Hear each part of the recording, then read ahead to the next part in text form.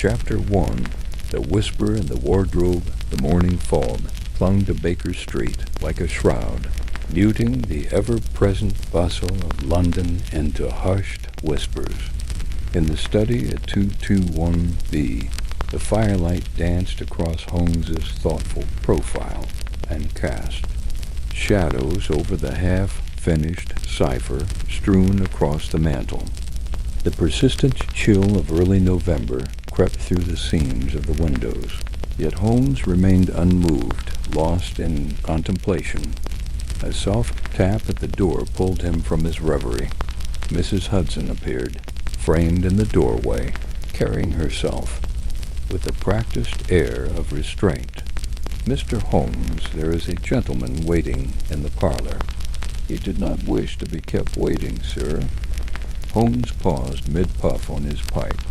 A great sign such urgency seldom proves polite, but impatience often leads to clarity.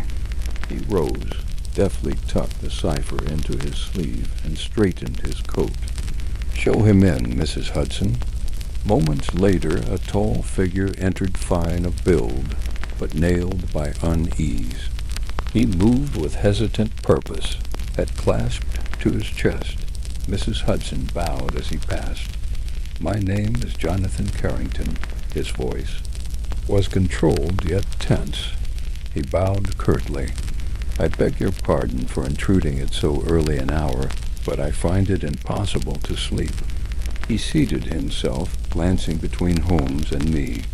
"Your sleep is sacred to me," Holmes began gently, "but I confess this morning has grown curious. Pray tell us why you have roused us." Carrington set his hat aside, revealing a pallor that spoke of unrest. "It concerns Ashbourne House, my family's estate in Kent." He inhaled as though steeling his nerves. I fear something unnatural is occurring there, something that cannot be explained by ordinary means." Holmes stroked his chin, steepling his fingers. "Unnatural, you say? A word that carries weight and either illusion or malice. Please elaborate." Carrington cleared his throat. "Over the past fortnight," he began, "my estate has been beset by inexplicable events. Things moved overnight, doors locked from within, peculiar sensations of being watched." His eyes flickered with urgency. "This morning, one of my household staff, Miss Eleanor Briggs." A maid heard whispering in the primary wardrobe of the guest suite, as though someone spoke to the clothes. "When we searched, no one was found, but a note lay upon the floor." He paused, drawing a folded piece of paper from his coat. Holmes accepted it. The note read simply, "The game has begun." Holmes' keen eyes traced the text. A game. An invitation or a threat? Who found this? "Miss Briggs herself," Carrington answered. "She insists she heard it for hours. Voices, whispers among the garments. I believe she imagined it. And yet," he exhaled, "tonight I closed the house. No visitors. But I need someone to help me understand whether this is madness or the work of a man." Holmes smiled thin and knowing. "Madness may be worse than murder, Mr. Carrington, because it unravels certainty itself. But mischief and method are also possibilities. Watson, shall we retire our breakfasts and pursue hope elsewhere?" I rose at once. "Your servants, are they panicked?" Carrington nodded. "Miss Briggs has taken to shivering in corners. The valet refuses to stay in the guest suite. The house itself seems to roll its eyes in exasperation." Holmes tapped his lips. "Very well. We shall accompany you to the estate tonight. We will remain until the wardrobe and its inhabitants reveal themselves." The drive to Kent took us past quiet meadows and skeletal hedgerows. The coach rumbled over cobbles and damp lanes, its lantern swinging, illuminating nature's damp. Surrender to autumn. Holmes leaned close. "Tell me, Watson, what do you make of an unseen whisper among clothes?" I reflected. "It suggests someone hidden, one who manipulates sound." A thought struck me. Unless someone broadcast it, the voice electronically, but that device is 2 decades in the future. Holmes gave a faint nod. We must anticipate the cloaked man behind the curtain rather than spirits at play. Ashburn House rose from the hill ahead, its Gothic turrets crowned by fog. The carriage lanterns revealed the pattern of lawn. Windows, their frames dark like watchful eyes and a silent face. The porter greeted us with shy bows. Inside, the air was musty, a blend of damp stone and beeswax. Servants stood in corners, disquiet on their faces. Carrington led us through the foyer to the drawing room, a cavern of rich wood and framed oil paintings. Holmes paused to observe pictures of stern-faced ancestors. He touched one of the door frames, noting fine scratches. Small nails beneath the lace spring loaded? We shall see. At a long refectory table, tea was brought. Miss Briggs arrived with shaking hands. She darted a glance at Holmes, then squatted near the fire, trembling. Carrington put a comforting hand on her shoulder. "Tell Mr. Holmes what you heard." She bowed her head. It was late past midnight. I wore damp clothes and hung them in the guest suite wardrobe. Within the dark wood I heard the whisper soft, a man's voice, so low I could not make words. Holmes leaned forward. "In the wardrobe itself?" "Yes, inside." She looked up, tears in her eyes. I thought he was there." Holmes offered calm reassurance. "You heard sound that was real. You did well to report it. I shall see that no harm comes to you." Carrington stood. "Come with me." He led us silently through dim corridors lined with portraits, the gaslight flickering across paint and varnish. We passed through the hall and into the guest suite. The suite was spacious. A large canopy bed took one side. The wardrobe stood against a paneled wall on the other. Holmes motioned to the valet, who had helped open the wardrobe earlier. "Show me your method of entering," Holmes directed. The valet opened the doors to reveal hanging garments and the empty space beyond. Holmes took a measured step inside, testing the floor. "Any loose planks or false compartments?" he asked. The valet shrugged. "No, sir, nothing unusual." Holmes closed the doors again, turned the lock, and jammed a small wedge into the frame. Then he stepped back. He motioned for a footman to bring the fireplace poker. Holmes spoke quietly. "Good no secret panel behind or above, though there could be overhead." He extended the poker and pressed it against the wardrobe's top panel. A hollow note sounded. He tapped again. The sound was duller. He frowned. "You see, Watson," he said quietly, "this chest of drawers is not right. It hides a cavity. Possibly air hoarding, amplifying sound. Someone could speak from above or through a tube disguised in the wood." My heart quickened. So the voice was fed through the wardrobe. Holmes nodded. Precisely, and to perfect illusion, the voice was delivered from a concealed opening. But who engineered it and why? He reached for Carrington's hand. "We stay tonight. I will position 2 watchers in the suite 1 in the wardrobe, 1 outside. We shall catch our manipulator." Carrington hesitated. "But what if it is not a living man?" Holmes's eyes glittered. Then I will catch a ghost, as night fell. Dinner was austere. The servants ate in separate rooms, cast downward stares in our direction. Candles guttered. We retired early. Holmes placed cushions in the wardrobe before sliding between them. Another operative reclined on a chaise near the suite door. I sat by the window, vigilant. Outside. Night thickened to ink. The wind moaned. In the eaves, around one distant footfalls, but not near. Around two, dust rattled in the corridor. At 1:30, a cloth rustled within the wardrobe. Holmes suddenly rose, doors opening empty. From the doorway came a rustle, a faint cackle. Ah, voice.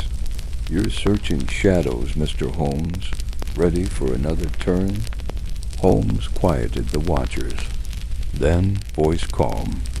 Bring yourself forth. Silence. Then footsteps pasted down the hall. Lestrade had arrived, carried lantern. I got your wire. Holmes, he called out, but the fellow ran off. Holmes indicated. Footprints in dust. Look, he said quietly. Wedge in the lock still firm. This was set up, but no trapdoor remains. Lestrade frowned. Then what? Holmes moved to the wardrobe and produced chalk, marking the grain. We shall return in the morning to active passivity test weights. For tonight, we've confirmed someone prepared. But we saw no man, heard his voice, but he left only whispers. Carrington stood in the lamplight, pale yet resolute. Holmes placed a hand on his arm. Have no fear, sir. The shadow is ours to name tomorrow. I reveal. Outside, smoke curled around the turrets, and something watched from the eaves a silent shadow vanishing at dawn. Chapter 2. The mechanics of a whispered dawn broke pale and cold over Ashbourne House, turning frost into lace upon the hedges, and sending tendrils of mist curling about the manicured gardens. Holmes and I climbed the stairs in silence, listening to the distant echoes of the house, waking wood settling, shutters rattling, servants stirring behind locked doors.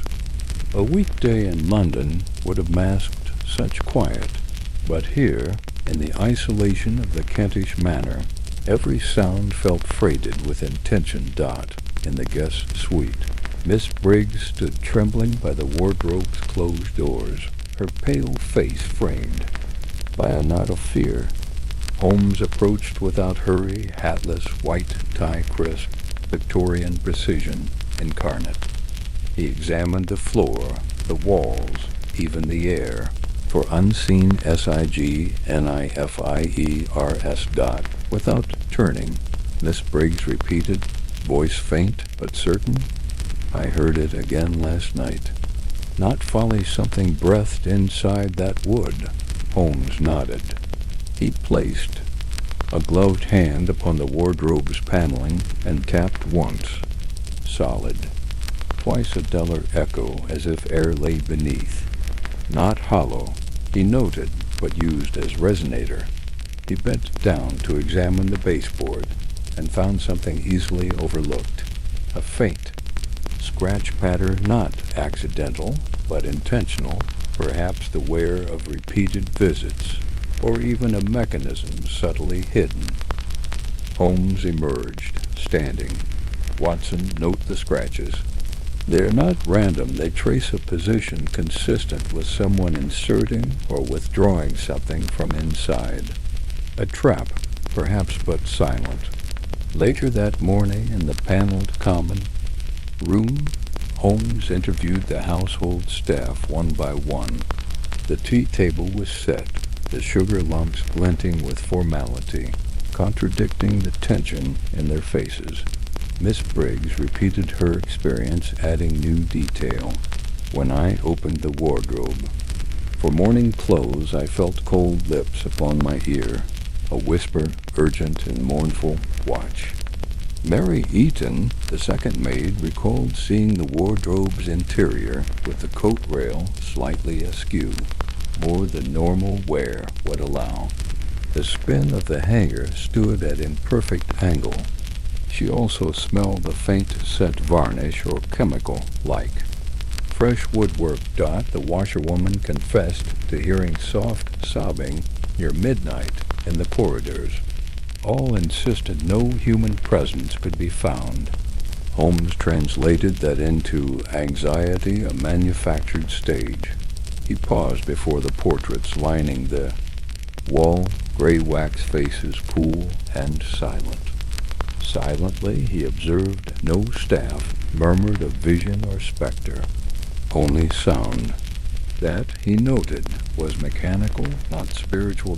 In the afternoon light, the carriage brought Lord Ainslie and Lady Beatrice. The former, boisterous and robust, claimed business in Kent and seemed to treat the affair with unsettling levity. The latter stood aloof, eyes skirted by sadness or calculation. It was unclear. Holmes brought the subject gently. Lord Ainslie's voice carried ease. Oh, wardrobes and ghosts. I teased Miss Briggs about the legend, nothing more. Legend? Inquired Holmes with a note of caution. Ainslie shrugged. Ah, yes. That one of our ancestors supposedly used. A false compartment to eavesdrop heard warnings of betrayal haunted ever after by shifting shadows in wardrobes. There was laughter, but it died too quickly. Beatrice spoke once, voice soft. I too joked of such things, but half believed them. Fear can take the shape of jest. Holmes made notes, names, dates, laughter. Subtle as footfall, he later confided quietly to me. Ainslie fabricates audibly, thus ready for exposure. Beatrice hesitates, silences Bloom, and her restraint, both suspects yet diverging motives. That evening's dinner was measured. As the final course concluded, a sudden piercing cry, sharp, terrified, shattered the genteel air. We ran down the carpeted corridor to find the valet strewn on the library floor, clothes scattered, face ashen. Holmes knelt beside him. Tell me everything. The valet stammered of retrieving Sir Jonathan's coat, a sudden slam from within. The wardrobe, then low sobs, a voice breathing through the wood, warnings whispered, watch the wardrobe. Holmes examined his shaking hands, his uniform, every detail the man missed in fear. He scanned the wardrobe doors a few inches ajar. Holmes touched the panel, hollow sound at chest height. He turned to Lestrade. We have a pattern. Voice. Projection through an internal chamber. But this time the door opened itself. Mechanic access. Holmes selected 4 constables to seal the sweep, and himself, Watson. Carrington remained behind until midnight in the drawing room, warmed. By hearth fires, Holmes quietly outlined his plan. The manor might be small stage, but tonight was the trap. We set watchers. Station A, inside wardrobe, seated quietly, eyes fixed on center rail. Station B, across corridor, ears attuned, nosiest vantage. Station C, outside the suite, ready to illuminate corridors when movement emerges. Holmes further instructed, no candles within the wardrobe to prevent fire hazard. Gaslight only activated if motion triggered. If voice arises again, recording of note or paper to follow. He also requested Carrington politely invite Ainslie and Beatrice for a midnight gathering in the library without explanation to see who shirks presence. The house quieted. The wind rattled eaves. Around 1, Outside in Station C, a distant soft footfall. Through the door, stationary staff waited. Station B reported. Faint rustle inside wardrobe, then silence. B asked, should they open? Holmes whispered, wait. Moments. Later, in Station A, rustling of coat liners, heavy breath. Then frozen. Holmes' swung door opened swiftly. Inside. Nothing but jackets. No man. Yet Holmes drew chalk lines around scratches on the rear panel. He found a slender copper tube, almost invisible, snaked up into the ceiling recess behind wainscot. A device to project voice. He slid out. They prepared well. The mechanism not in your room, not in Ainsley's possession, but hidden in the wood behind. Lestrade inspected. So someone installed this mechanism weeks ago. Holmes nodded. Our adversary carries patience, planning, and physical access. That narrows suspects considerably. At sunrise, Carrington summoned family and staff to the drawing room. Holmes revealed the copper tube, reproduced notes, and described the method's sound projection through disguised air chamber. He did not accuse, only presented facts. Miss Briggs heard whispers, but no ghost. Valet found door forced, but no hand. Family. Dinners witnessed nervous laughs from Ainsley, reticent gaze from Beatrice. Footprints and mechanical scratches indicated someone removed panel sections. Silence followed. Lady Beatrice rose white-faced. I had nothing to do with this.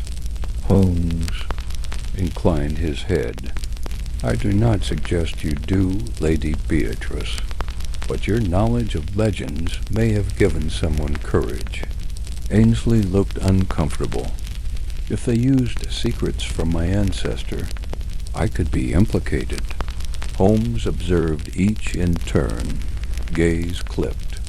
It may be an owner or a person with keys, someone known to house, but invisible in action. Holmes retired to the library with me. He traced the tube's route through his notebook, panel, corridor, even the servants' wing, he said softly. The wardrobe fear was used to distract.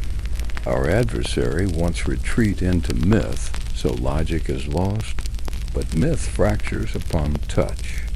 We have exposed machinery, not spirit. I nodded.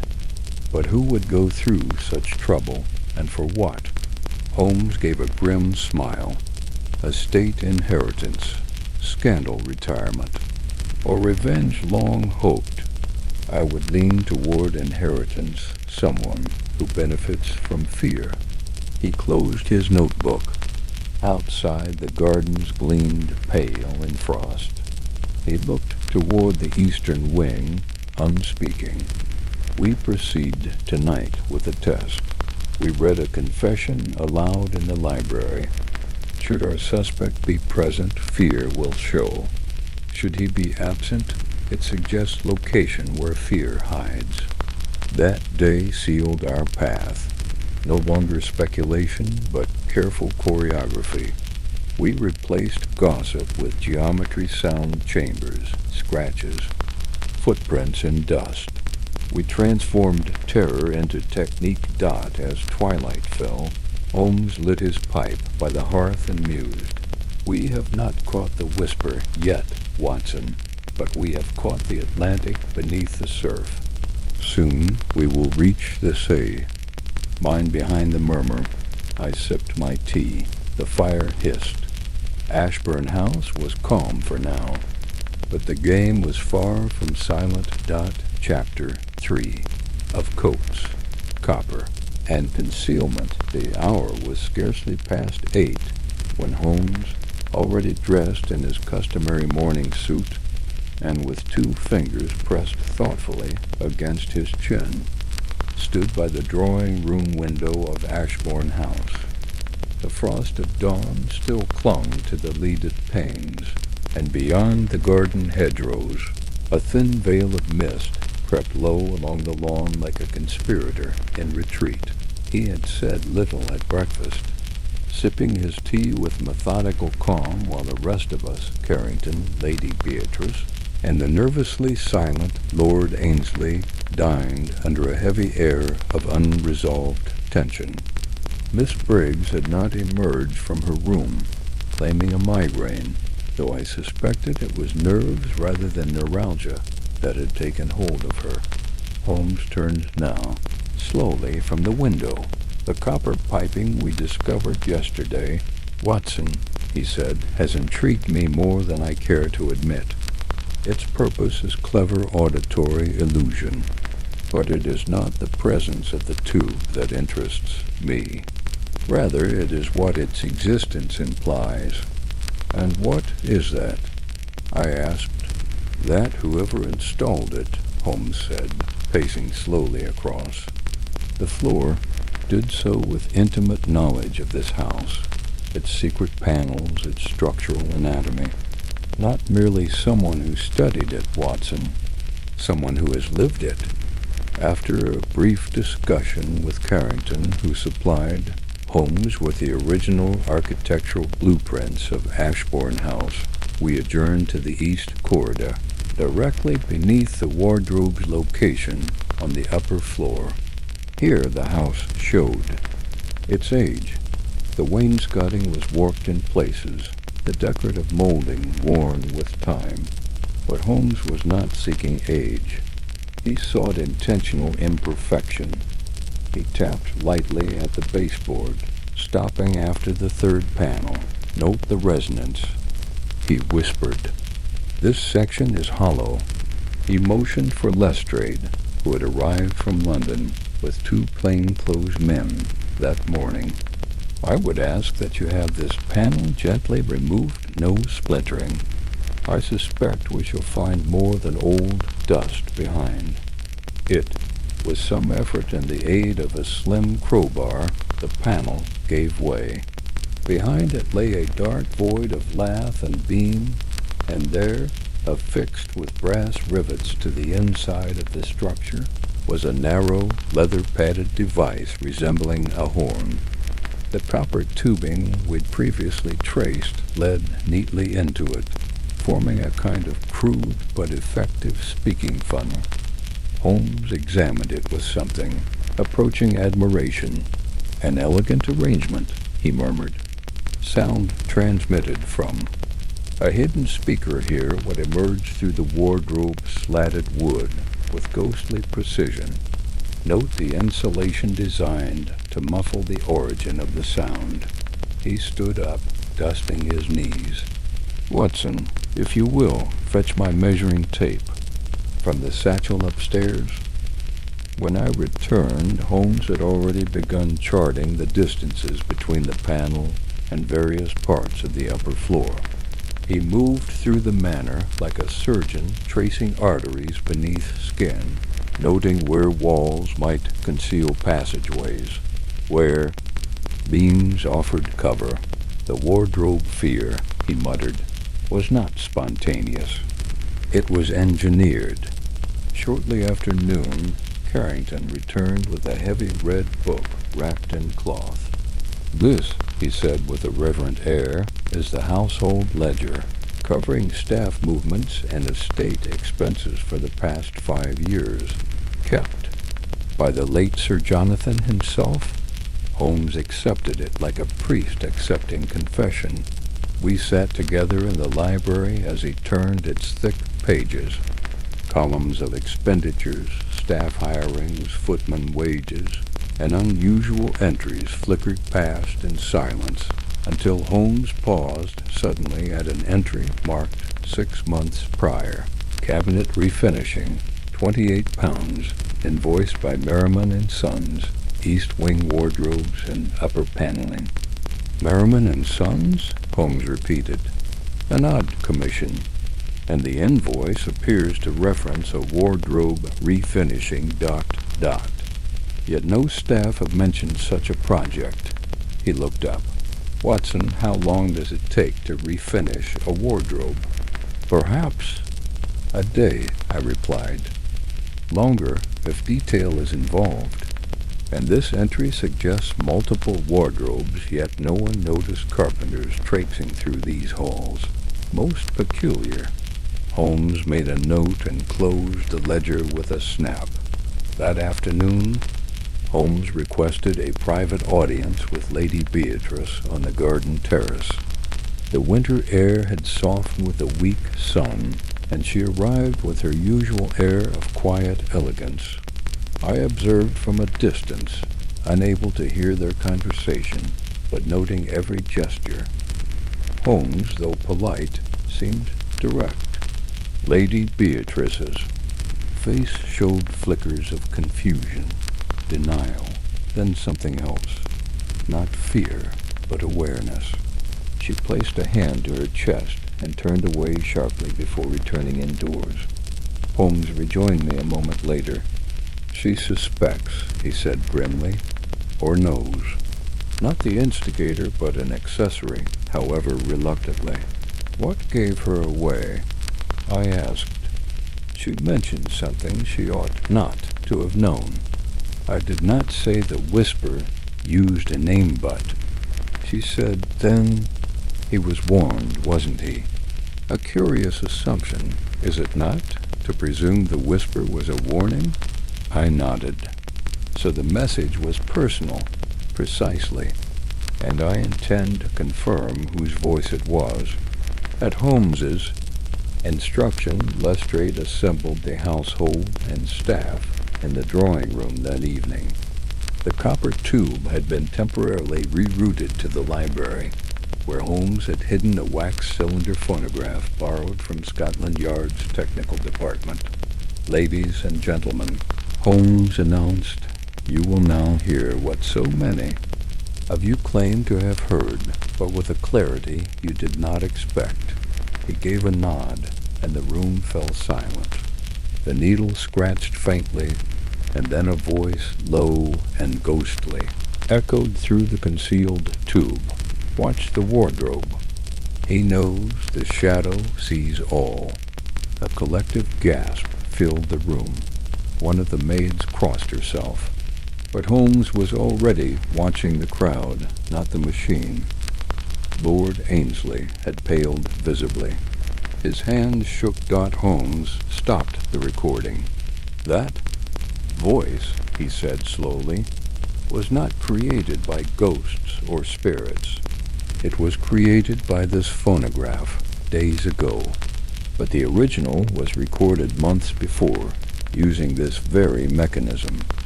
I traced the inscription on the wax cylinder to a recording studio in Westminster, one hired anonymously, paid in cash." He paused. "I believe someone in this room was expecting to hear it again, because he arranged it." All eyes turned to Ainslie, but Holmes held up a hand. "Not yet," he said. "Tonight I shall reveal everything, but not before I confirm one last piece of evidence." He turned to me. "Watson, you will accompany me to the village this evening. Merriman and Sons, if you recall, keeps late hours."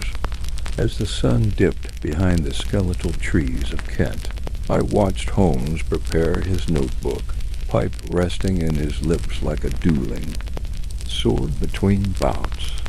His brow was furrowed in fierce concentration. "What is it, Holmes?" "The motives align, Watson, but the method.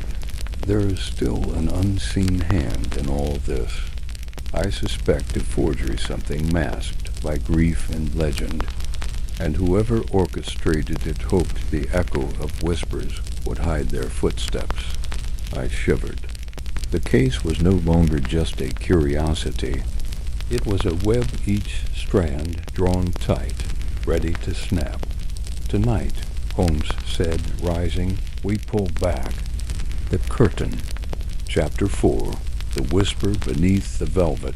The fire crackled warmly within the hearth of the library, but it did little to thaw the tension that clung to Ashbourne House like morning frost. The faint aroma of pipe tobacco and old parchment filled the air as Holmes, seated cross-legged in a high-backed leather chair, examined a set of documents by lamplight. His face was a mask of concentration, but I, having known Holmes for many years, recognized the undercurrent of urgency beneath his calm, fat aide. It was nearing 7 in the evening. Outside, the sky had darkened into a violet gloom, and fog once again crept across the estate's grounds like a patient predator. Holmes had returned from the village barely an hour ago. Though he said little, he had brought with him a folded invoice marked Merriman and Sons Cabinetry, and the glint in his eyes upon reading it told me he was now closing in on the unseen hand behind the haunting of Ashbourne. He rose, coat in hand. "Watson," he said, "we shall take a short walk to the chapel." "The chapel?" I echoed. "At this hour?" Holmes smiled faintly. "Precisely this hour, for the shadows are longest when least welcome, and the truth tends to hide in their midst." The small chapel lay 100 yards beyond the west gardens, half shrouded in ivy and silence. The family crypts beneath it were rarely visited, and the air inside was thick with the scent of aged stone, wax, and something more elusive, something like sorrow. Holmes moved with deliberate slowness through the pews, stopping just before the altar. "Tell me, Watson," he said, glancing at the plaque beneath a stained glass window, "what do you make of that inscription?" I stepped forward and read aloud, "In loving memory of Sir Jonathan Carrington, the voice of Ashbourne." "Poetic," I said, "though perhaps overly sentimental." "Not just poetic propagandist," Holmes replied. "This entire wing of the chapel was restored barely 5 months ago, and here," he pointed to a plaque affixed to the floor, "we find another curious addition, a fresh brass engraving atop an older stone." I knelt and brushed it gently with a cloth.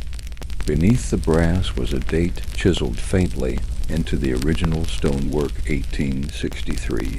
"This crypt predates Sir Jonathan," I said. "Indeed. And yet, according to Lady Beatrice's account, Sir Jonathan wished to be buried here alone, separated from the traditional family tomb beneath the east wing." "Why?" Holmes bent low, tapped the floor with his cane, and nodded. "A hollow chamber beneath. The echo gives it away. Someone adapted this space." He stood again. "Come, Watson. We must speak again with the lady of the house. There are memories she has yet to share. Lady Beatrice received us in her private sitting room, the fire casting soft gold upon her elegant but drawn features. She wore a shawl of deep blue velvet, her silver hair coiled with careful precision, a woman not broken by loss but shaped by it. Holmes approached with his usual directness. "Your ladyship," he said with uncharacteristic gentleness, "did your late husband often frequent the chapel?" Her eyes flickered toward the fire. "Jonathan was devout in his own fashion. He found comfort there." "Did he ever speak of the crypt beneath the altar, or of renovations conducted shortly before his passing?" She hesitated. "There were changes, yes. He had the flooring altered. Said he needed solitude, a place to hear the silence, as he called it. I never questioned him." Holmes gave a small nod. "And did he mention why he had the wardrobe on the upper floor, directly above the east corridor, refitted with new paneling by Merriman and Sons?" Her head turned sharply. "No, that was unusual. I recall the workmen being instructed to come at night. Jonathan said the noise disturbed the staff. Holmes's eyes narrowed. Instructed by whom? She closed her eyes. By Lord Ainsley. He managed the estate's finances during Jonathan's illness. He insisted it was authorized. Indeed, Holmes murmured. Thank you, Lady Beatrice. That is more helpful than you know. Back in the guest wing, Holmes set to work with feverish energy.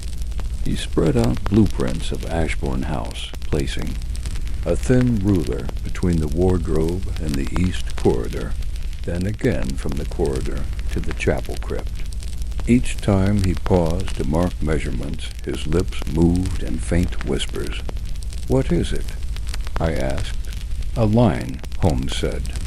3 points: wardrobe, corridor, chapel, all connected by a direct axis through the old foundation beams. That copper tube was not the end of the illusion. It was the beginning. He turned sharply. Watson, I must ask you to perform a small task. Take this envelope to the local telegraph office and ensure its dispatch tonight.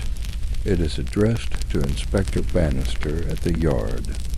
I require a complete background check on Lord Ainsley, and I need it by morning.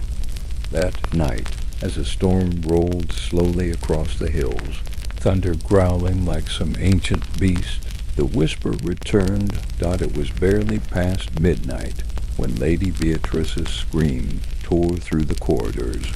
We rushed to her room, Lestrade and I leading, the way Holmes seconds behind. She stood near the wardrobe, trembling, pale, lips pressed tightly together. It spoke again, she whispered. The same voice, but it said something different. Holmes knelt beside the wardrobe, hand pressed to its base. What did it say? I asked Dot. She hesitated. It said you buried more than a man. The truth lies deeper still, beneath the velvet and the stone. Holmes stood slowly. I thought as much. Before dawn broke, Holmes had gathered the household in the chapel, with 2 of Lestrade's men carefully lifting the brass plate and loosening the stone below. The truth was at last revealed. Beneath the false tomb lay not the embalmed body of Sir Jonathan, but an empty coffin, weighted with bricks and sealed in wax, and beside it, hidden within the alcove wall, was a rusted tin box. Holmes opened it carefully. Inside, letters, schematics of the copper piping, and a journal penned in Sir Jonathan's distinct hand. It was a confession. Sir Jonathan had discovered a secret within the family, one implicating Lord Ainsley in financial fraud, theft, and coercion. To protect his estate and family name, he devised a theatrical illusion to discredit Ainsley. The wardrobe whispers, the chapel, the construction, each part of a grand scheme to expose his betrayer after death. But someone had intercepted the plan. Someone had twisted it. Holmes looked at Ainsley, who stood pale and trembling.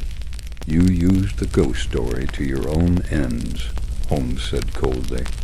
You manipulated the legend to silence questions, arrange new whispers to warn others away, even as you searched for the box yourself. But the shadows outplayed you. Chapter 5, Footsteps in the Wall.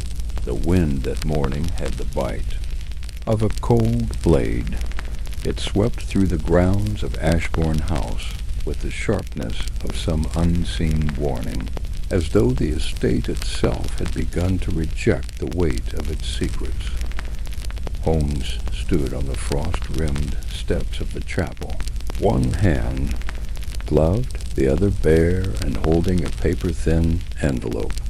I watched from a few paces back as he read and reread the reply from Inspector Bannister, freshly delivered by a horseback courier. Watson, he said at length, his tone measured but tight, it seems we now have motive woven with means. He handed me the page. I scanned the short, clipped report. Lord Ainsley. Real name, Thomas Elwood. Multiple aliases. Suspected of embezzlement in 2 provinces under former identities. Last verified residency in France under the title Le Baron d'Aiguille. Now under suspicion in Bordeaux for disappearance of estate funds. No legitimate inheritance claim to Ashbourne. Likely forged credentials to gain control of Carrington Estate after Sir Jonathan's health declined. Strong grounds for arrest. He is not who he claims to be, I said, stunned. And yet he managed to position himself at the very center of Lady Beatrice's confidence. Holmes's face was unreadable. Wills seldom approach from the shadows, Watson. They stepped through the front door, wearing a gentleman's coat. The grand drawing room of Ashbourne, with its tall mullioned windows and carved walnut paneling, was a fitting backdrop for the confrontation Holmes had meticulously prepared. Lord Ainsley, if that was still the name we should use, stood near the fireplace, his gaze steady, arms folded. He was dressed immaculately, but there was a faint sheen of sweat along his brow.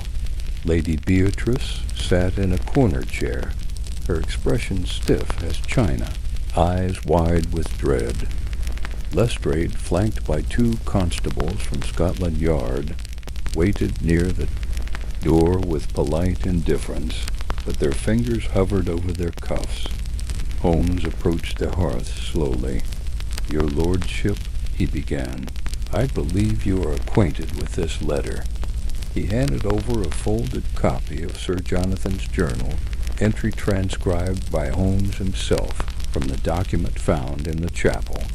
"It refers quite plainly to your manipulation of the estate, and more importantly, to your unauthorized use of tradesmen from Merriman and Sons." Ainsley's hands tightened over the paper. "This proves nothing. A man's dying words scribbled in fear." "Not fear," Holmes corrected. "Preparation. He knew you would try to suppress him, so he created a mechanism, a series of theatrical whispers to outlive you. You have no evidence I was involved, don't I?" Holmes reached into his coat and produced another item, this one far more damning. "This invoice," he said, holding up the stained parchment I had first seen 2 days ago, "was signed by you, not Sir Jonathan. The signature matches that of your previous alias in Bordeaux. Rather careless." Ainsley's face paled, but his voice remained firm. "Forgery. Then perhaps," said Holmes, "you can explain the boot prints we found yesterday beneath the chapel flooring prints, made after the crypt was sealed. Or perhaps you'd like to explain the copper wiring that ran from the wardrobe to the chapel, and the listening device we discovered, wedged within its framework." He turned toward Lestrade. "Inspector, I believe the time has come for formal arrest." Lestrade cleared his throat. "Lord Ainsley, or whatever your real name is, you'll come with us." As the constables moved in, Ainsley's mask cracked. "You fools," he hissed. "You'll never find the real money. You think I did all this for inheritance?" "No," Holmes said coolly. "You did it for control. But you misjudged your audience. The ghosts you conjured turned out to speak louder than you intended." Later that afternoon, Holmes and I walked the east corridor once again, this time in solitude. Ainsley had been taken to London, Lady Beatrice had retired with tears in her eyes, and the staff had begun the uneasy task of resuming normalcy. Yet Holmes was restless. "There is something," he murmured, "something still unsettled." "You believe there's more?" Holmes knelt beside the paneled section of the wardrobe and slid his fingers along the grain. We've unmasked the villain, yes, but not the method entirely. There's one piece of the puzzle that resists alignment. With a sudden flick of his knife, Holmes pried a narrow strip of wood from the baseboard. Behind it, a small brass dial. "Ah," he said softly, "mechanical resonance tuning." The whispering effect was activated by this device adjusted to specific frequencies at particular times. Sir Jonathan created it as a kind of clockwork illusion. I stared. A sonic chirp? Exactly. When the house cooled, the contraction of copper tubing combined with this frequency dial produced low vibrations. Ainsley merely activated and redirected it. He never understood the full invention, but used it like a blunt instrument. Holmes replaced the panel, eyes distant. A trap not of murder, but of perception, and it very nearly succeeded. The final surprise came the next morning. Holmes and I were packing our bags when a knock came at the guest chamber door. It was Lady Beatrice, bearing a letter sealed and yellowing, addressed in Sir Jonathan's hand. "I found this in the music room," she said, hidden behind the mantelpiece. Holmes opened it carefully. It was addressed not to Lady Beatrice, but to Holmes himself. To Mr. Sherlock Holmes. If this letter reaches you, then it means you have uncovered at least part of the truth. Know that I had no faith in the law to protect my family from the man, now called Ainsley. He is clever, but not more so than you. I built the illusion to buy time and to speak from beyond. A desperate theater, but necessary. I leave to you my gratitude and whatever remains of the estate's trust. If nothing else, I ask that you preserve the Carrington name from shame. Not all ghosts are born of guilt. Some are born of duty. Sir Jonathan Carrington Holmes read the words in silence, then folded the letter and returned it to Lady Beatrice. He was not mad, he said simply. He was ahead of his time. As we departed Ashbourne that morning, the fog began to lift. I watched the great house fade behind us, no longer looming with menace, but draped in a quiet sort of reverence. The voices in the walls had been silenced, the shadow of deceit dispelled. Holmes, walking beside me with his hands in his pockets, said nothing for a time. Then, "Watson, do you believe that the dead can speak?" I glanced at him. "In the bang and the echo of their actions, perhaps." Holmes nodded. "Precisely. And that is all the more reason to listen closely, especially when the silence seems deliberate." We walked on through the morning mist. Chapter 6. A quiet man with loud secrets. The return to Baker Street was not the end of the matter. As Holmes had suspected, it wouldn't be. We had left Ashbourne behind us with the villain in custody, the ghost silenced, and Lady Beatrice writing letters of gratitude to Inspector Lestrade and Holmes alike. But Holmes remained uneasy, and I had learned long ago to trust that unease more than any formal declaration of resolution. It was a gray Thursday morning, the sort of day when the clouds press low over London and the sound of passing hansoms is swallowed by damp air. I was reading the Times when Holmes, seated cross-legged upon the hearth rug with his pipe cold in his hand, spoke without looking up. "Watson, do you recall the portrait in the chapel at Ashbourne?"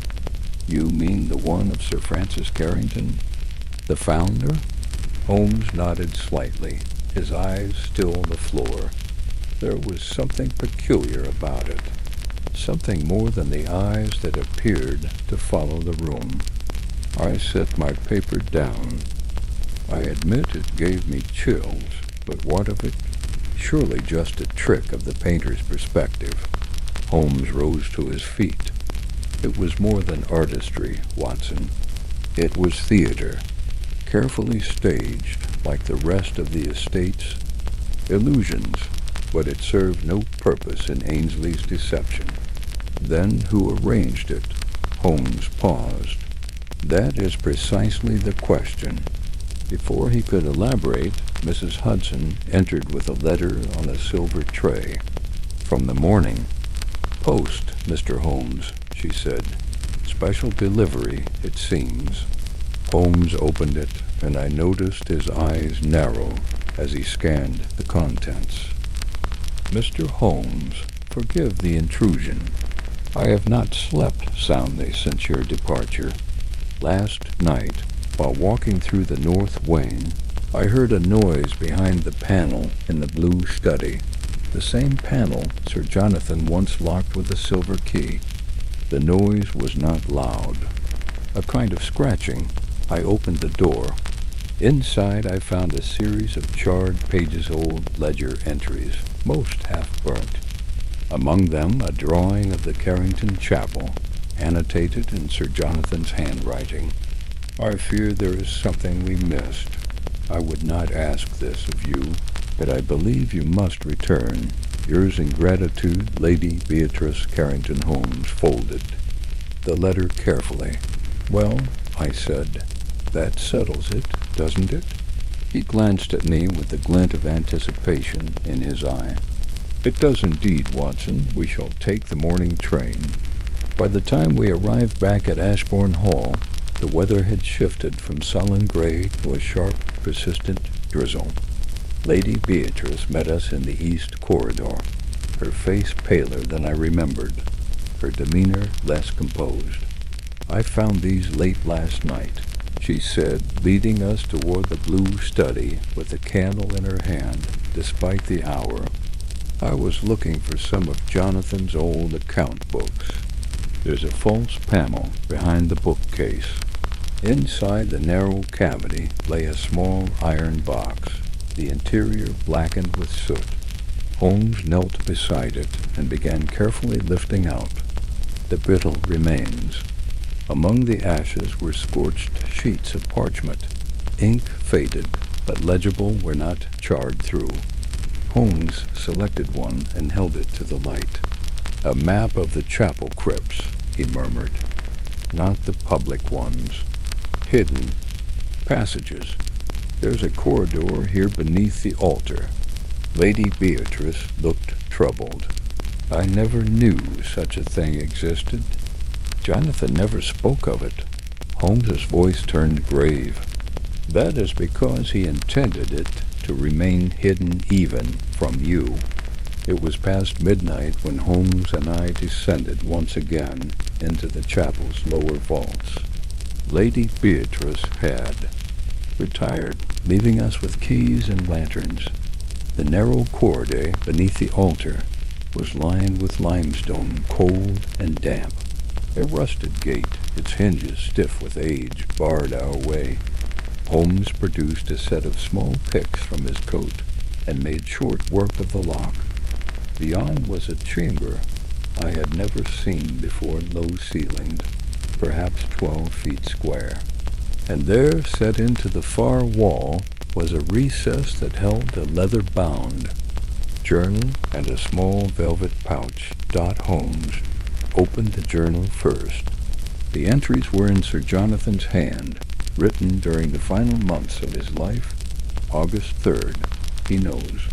Ainsley has uncovered the family ledger. If he takes it to the magistrate, the Carrington name will be destroyed. August 10th. I have sealed the funds. Let him threaten. He will find no proof of fraud, only illusion. August 14th. There is a second voice in the house. Not Ainsley, someone else. They too know what lies beneath the altar. I have not the strength to fight two shadows. August 19th. If Holmes finds this, he must know. I did not kill Merriman, but I let the lie stand to protect Beatrice. Forgive me, Watson, Holmes said softly. We've been playing the wrong game. What do you mean? He held up the velvet pouch and opened it. Inside were several rough-cut emeralds and 2 gold signet rings. This was what Ainsley was seeking, not for inheritance, but for leverage. He thought Sir Jonathan had buried evidence of a crime, but what he'd buried was far more complicated. A confession, yes, but not of murder. Of silence. And the second voice, Holmes's face darkened. That remains to be discovered, but it means Ainsley may not have acted alone. We returned to the main house well past 2 o'clock in the morning, our boots thick with mud and our minds heavier still. As we reached the grand staircase, a figure emerged from the shadows that it was the groundskeeper, Edmund Shaw, a wiry man with a crooked posture and quiet eyes. He bowed slightly, but something about his demeanor made Holmes freeze. Mr. Shaw, Holmes said slowly, what brings you to the main hall at this hour? Shaw hesitated. I saw lights in the chapel, sir. Thought it best to check. The estate's been restless of late. Holmes narrowed his eyes. Restless? The man's lips twitched. Sometimes the past walks louder than the present. With that cryptic remark, he turned and disappeared into the servants' wing. Holmes remained motionless, eyes following the old man's retreating figure. Well? I asked, my voice low. There is our second shadow, Watson, and I fear his secrets run older than even Ainsley's. Chapter 7. The second shadow, the lamps in the drawing-room of Ashbourne. House cast trembling amber pools upon the dark wood and heavy draperies, their light unable to dispel the deep autumn chill that had settled into every corner. Holmes sat alone by the hearth, pipe half-smoked and cold at his elbow, face illuminated by the flickering flames. His eyes, those sharp jewels of observation, were fixed on the dying coals. Even as the house slept above him, he remained awake to every nuance. When I returned from a short rest just past dawn, I found Holmes exactly where I'd left him, one hand shading his eyes, as if he were reading the fire's secrets. Holmes, I whispered, placing a cup of tea beside him. Have you unraveled the final thread, or are we still dancing with shadows? He looked up slowly, the corners of his mouth devoid of humor. We are no longer dancing, Watson. We are being orchestrated. His admission startled me. There seemed a deeper weight behind his words than I had seen before. By whom? I asked softly. Holmes closed his eyes briefly, gathering his thoughts. There is, as Sir Jonathan's journal hinted, a second shadow, a figure older than Ainsley, one whose designs exceed simple greed. After breakfast, we convened with Lady Beatrice in her drawing room. She appeared frail, the contours of her face sharper, her eyes distant, as though reliving events she could not undo. Holmes spoke first. Lady Beatrice, you have been steadfast and truthful. Yet I must ask if there is any person connected to your husband whose presence was known to you only by rumor, someone never spoken of publicly. Her breath caught, and she looked away. There was one, she said softly, voice edged with mourning, a retainer called only Mr. Lorne. He came fortnightly, always at night. My husband said he was a spiritual advisor, a link to the old Carrington lineage. She paused. I once spoke to him. He offered words of comfort when I was in distress. Then he vanished. Holmes leaned forward, eyes intent. Do you remember his manner of speech, his tone? Her reply was measured, gentle, solemn, as though he carried sorrow like a garment. Holmes turned to me. Watson, does that name interest you? I nodded. It does. It was scratched into one of the chapel ledgers we recovered. Hard to read under the burn marks, but unmistakable. Holmes folded his fingers. Then I suspect Mr. Lorne remains very much present. That afternoon we walked the estate's western edge, the fog low and heavy, like a slow breath across the lawns. Under the towering oaks, Holmes halted abruptly, crouching by a hedge. Look, Watson. I peered down to see faint boot prints in the mud. Light, deliberate, pacing not in a straight line but circling. They formed a pattern of surveillance. He comes nightly, Holmes whispered. Stands beyond the trellis watching the east wing. Our eyes tracked the line past the windows to the chapel beyond. Whoever walked those prints had access to knowledge, perhaps hope of control. We followed the tracks to an old stone wall.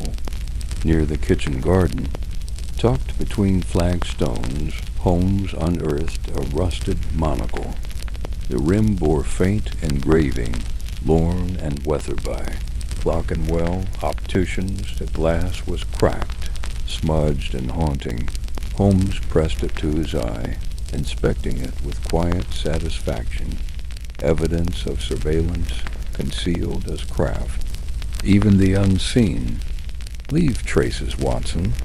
Later, Holmes asked to speak with Edmund Shaw, the long-serving groundskeeper. We found him in the potting shed, hands deep in earth as if tending roots could ease burden. His face was weathered, his back bent by time. Mr. Shaw, Holmes began, respectful but direct. How long have you served Ashbourne? 28 winters, sir. And before that? Shaw swallowed.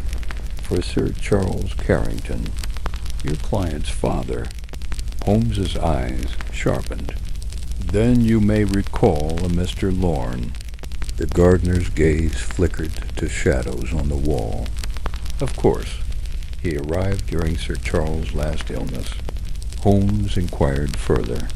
Did Sir Jonathan ever speak of secret chambers or passageways beneath the chapel? Shaw nodded.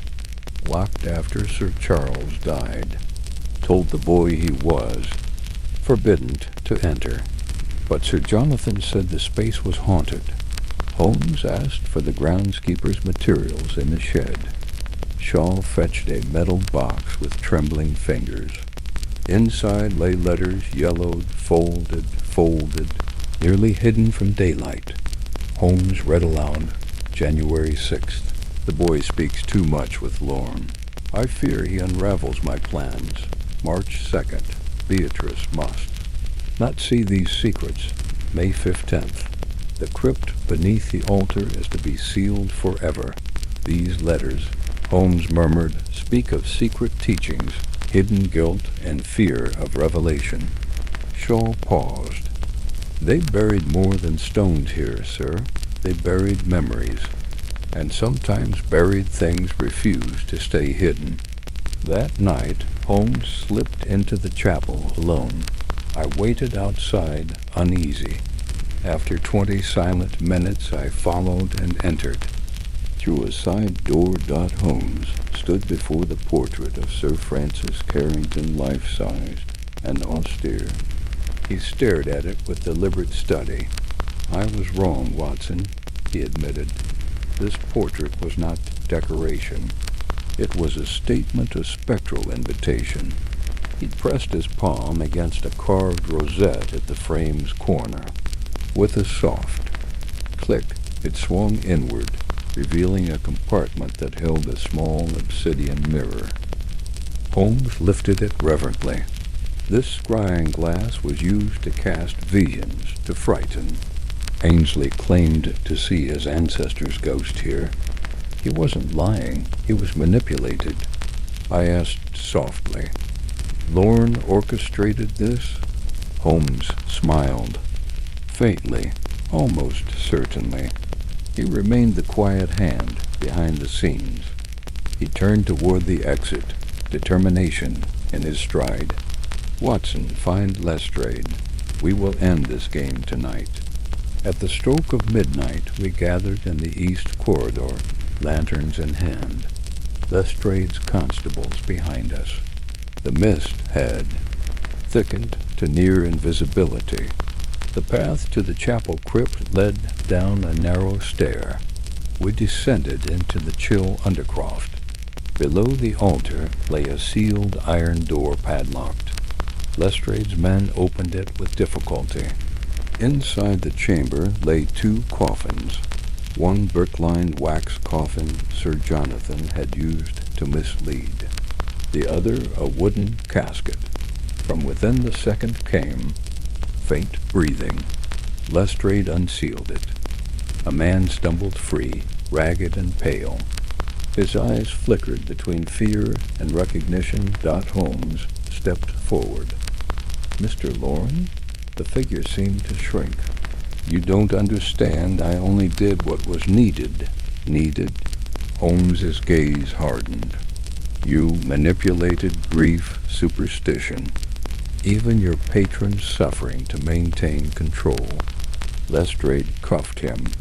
The man collapsed silently. In his clenched hand was the cracked monocle we had found Dot as dawn's pale light filtered through the narrow crypt window. Holmes reflected softly. Jonathan orchestrated a ghost story to expose a liar. "But you," he addressed Lorne, helpless. "In the constable's hands, you turned illusion into oppression." We emerged into the morning chill, the manor silent again, but changed. The second shadow had been captured not with violence, but light. Holmes turned to me in muted triumph. "Watson, the last whisper to catch is truth. Now we may carry the estate forward. No more illusions." I nodded, watching the fog lift slowly, revealing Ashbourne in new clarity. Chapter 8 echoes beneath the silence, the skies over Ashbourne. House remained lead gray the morning after Mr. Lorne's arrest. A fine drizzle clung to the stone walls, and every walkway glistened under its lingering touch. Yet within the manor an uneasy stillness had settled. It was as though the very air hesitated to breathe until all shadows had been accounted for. Holmes lingered in the chapel, undercroft long after the constables had departed with Lorne. He traced the footprints on the dusty floor, fingertips brushing, ancient mortar and modern dust alike.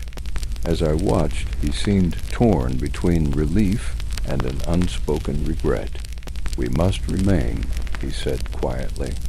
"There's a piece of the past still threaded into this place, and it holds more than confession." We returned later to the drawing room, the firebanks still warm but smoke-scarce. Holmes produced the melted tin box previously found beneath the chapel floor and began to lift its battered contents with delicate care. Inside lay not only the letters we'd seen, but also an iron-clasped book, its pages blackened with soot, edges charred, but otherwise intact enough for inspection. Holmes opened it slowly, and we watched as his eyes scanned the text. The ledger contained trades, shipments, personal appointments, some dating back decades. But the entries toward its end were curious. April 12, 1875. Commodity received. Mirror glass delivered to chapel crypt. April 25, 1875. Merriman delivery. Wardrobe paneling, east wing. May 5, 1875. Payment to Lorne for spiritual counsel. May 13, 1875. Vault sealed. Each entry was signed S.J.C., Sir Jonathan Carrington. But the last entry, dated August 14th, noted only audit incomplete. And after that, nothing. Holmes looked up slowly, his expression unreadable. Ainsley never found this ledger, he said softly. Only affirmation of his false procurement. He never suspected the ledger existed. I leaned forward. And Lorne? Did he know about it? Holmes shook his head. That final entry suggests Sir Jonathan hid not only the ledger, but his own plans. And Lorne, controlled by fear and obedience, never dared search further. Later in the afternoon, Lady Beatrice returned to the chapel, trembling, eyes rimmed with quiet resolve. "Please," she whispered, "I must speak." We led her to the vault before the seal was broken once more. She paused at the entrance. As though memories warred with duty, "I helped Sir Jonathan hide things," she admitted, voice small but steady. "Not because I feared scandal, but because I loved him. I burned letters, allowed panels to be locked. I never meant harm." Holmes didn't respond at first. The silence was respectful, weighty dot. When he did speak, it was gentle. "Lady Beatrice, that ledger reveals not betrayal, but protection. You played your part well." Tears formed. "I only protected what I thought was dying, the name, the family." Holmes touched her hand lightly. "Truth may wound, but not as deeply as secrets. Now we can rebuild." That evening, Holmes received another letter, this one written by the village rector, delivered under haste. Mr. Holmes, I offer apologies for sending no news sooner. Yesterday I discovered in the vestry a cache of ledgers addressed to Sir Charles Carrington. They record payments to one M.L., suspected to be an alias for Mr. Lorne. Enclosed is a key I found sewn into one book's binding. I thought it best you have it. Yours respectfully. Reverend Hemsby. Inside was a slender iron key, aged and engraved faintly with initials M.M. Holmes studied it by lamp-light, turning it over. "With this," he mused, "we may reveal more than the ledger. We may unseal the spiritual council room beneath the vestry." Under the rector's careful guidance, we returned to the chapel vestry that night. The small room reeked of old cloth and tincture. Dust thick beneath the altar rail. Holmes knelt by a locked hatch inset in the floor. He inserted the key carefully. The mechanism clicked with finality. The hatch lifted with effort, opening onto stone stairs that descended into darkness. Lanterns raised high, we followed the steps into a lower chamber. The air dropped in temperature as the walls narrowed, and the echo of breath seemed magnified in drips from unseen drains. At the center of the room lay an artifact, a narrow altar niche holding a single volume bound in red aging leather, its clasp gone. The pages bore scrying symbols drawn with meticulous precision, bilingual incantations, and diagrams of the mirror that had been hidden in the chapel portrait's frame. Holmes turned pale with intensity as he studied the artifact. This was the true engine of manipulation, he said quietly, ritual mixed with science. Lorne was not simply a manipulator, he was a technician of fear.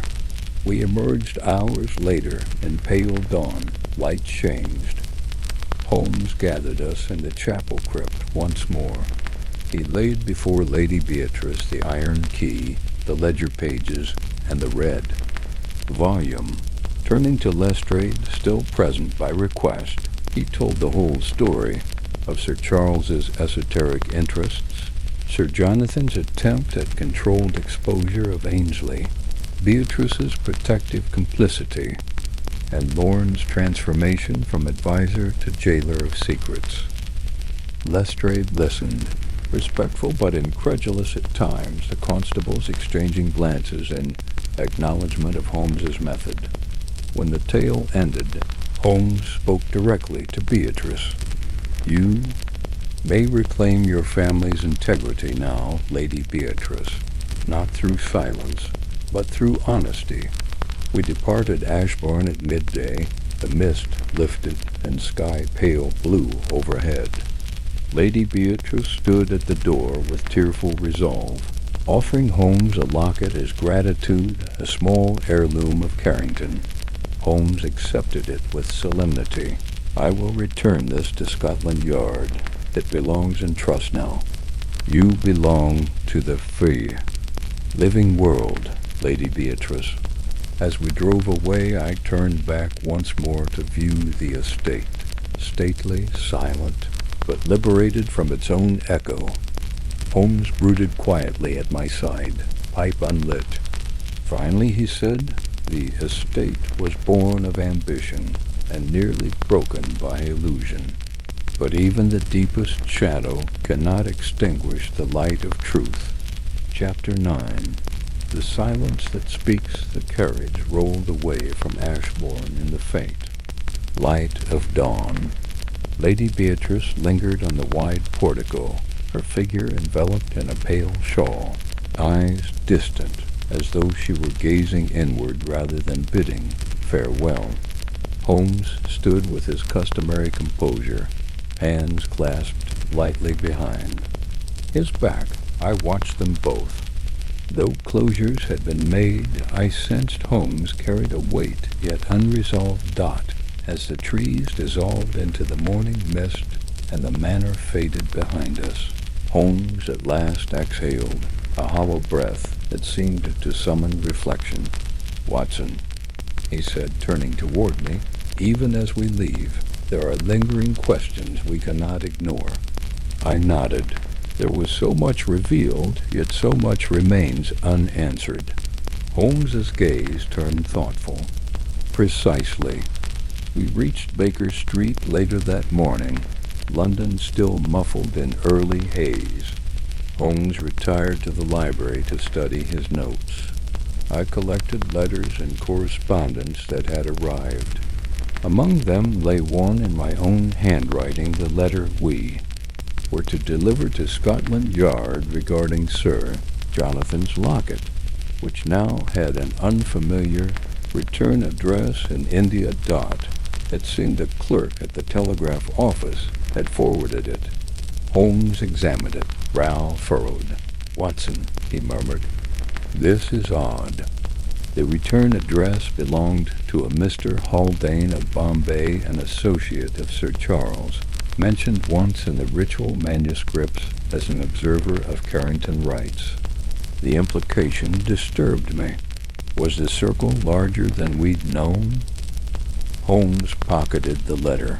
"Keep it. Something comes from this. For now I intend to consult with the British Museum's curator of antiquities. There were patterns in those symbols beyond rational ritual, something cultural, exotic. I suspect a far older origin. That afternoon, Holmes received an unannounced visitor. Reverend Hemsby, the village rector, whose letter had revealed the cache under the vestry. He brought with him a gold coin old and worn inscribed with Carrington, family arms and foreign script.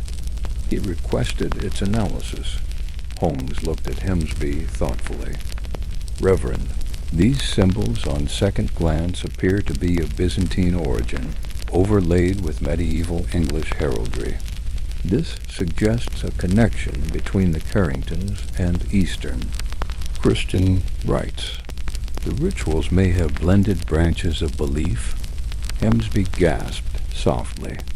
"Are you suggesting my chapel was built on secrets older than England?" Holmes inclined his head. "Indeed, and I think we must examine legal deeds and letters predating Sir Charles's restoration. The game may stretch across generations. Bye."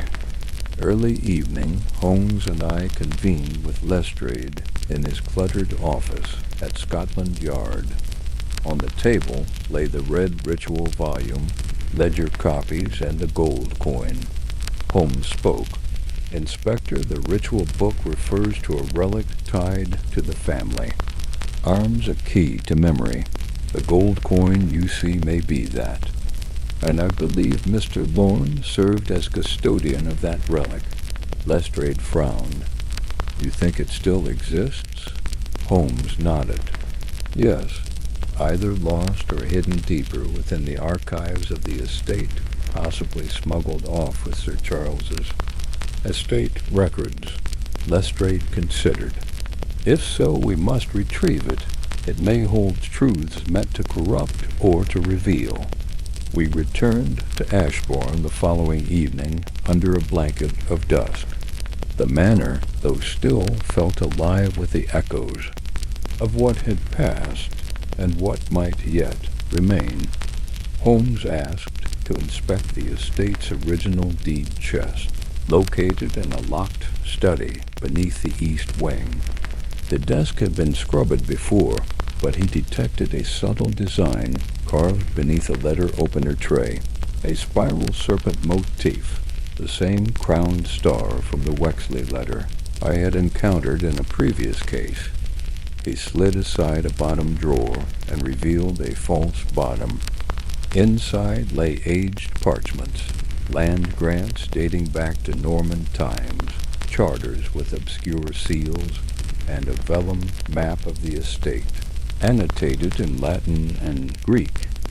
On the verso was a small pouch affixed with wax, containing a chipped gemstone, the same emerald-colored stone as in Lorne's pouch. Holmes held it up. This was the relic, a relic turned talisman. We convened again with Lady Beatrice in her private study. Holmes laid before her the relic, the parched vellum map, and a translation of the Latin inscription. "Memory endures where blood and line convene. Only the true bearer may see the path." Lady Beatrice paled. This was my ancestor's promise. She whispered, voice trembling. Jonathan hoped to end this power. He sealed it away. Ainsley searched for the relic to prove guilt. Lorne protected it. Holmes pointed to the relic. "And you nearly destroyed it, Lady Beatrice, believing it dangerous.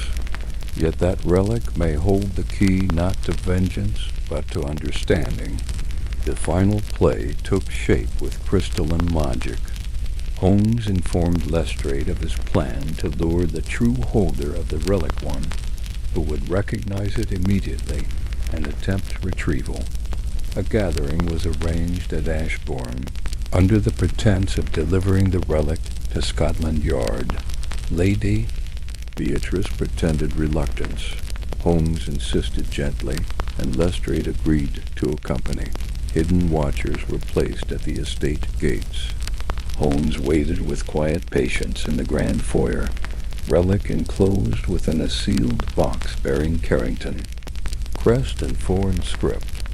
Watson stood nearby, tense and alert. As dusk fell, a dark figure approached the gates. No carriage, no guards, just a lone man, cloaked heavily, stepping through the mist. Holmes nodded to Lestrade. The constables moved in, but the man vanished into the fog, leaving behind a visiting card pinned to the box door. A redeemer.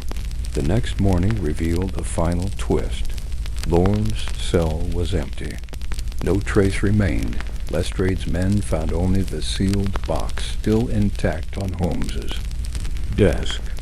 Inside, aside from relic and parchment map, lay a second letter from Sir Charles, previously believed destroyed. "If you find this relic, know that its power is not in past guilt, but future guardianship. Let memory preserve justice, not destroy." Holmes looked at Lady Beatrice, tears in her eyes. "You see now, not all shadows are cast by malice. Some protect." As we departed once more for Baker Street, Holmes carried the relic next to his chest, back in our flat. He reflected quietly. "This case," he said, "was never merely about ghosts or betrayal. It was about the currency of memory, how it is passed, manipulated, or lost."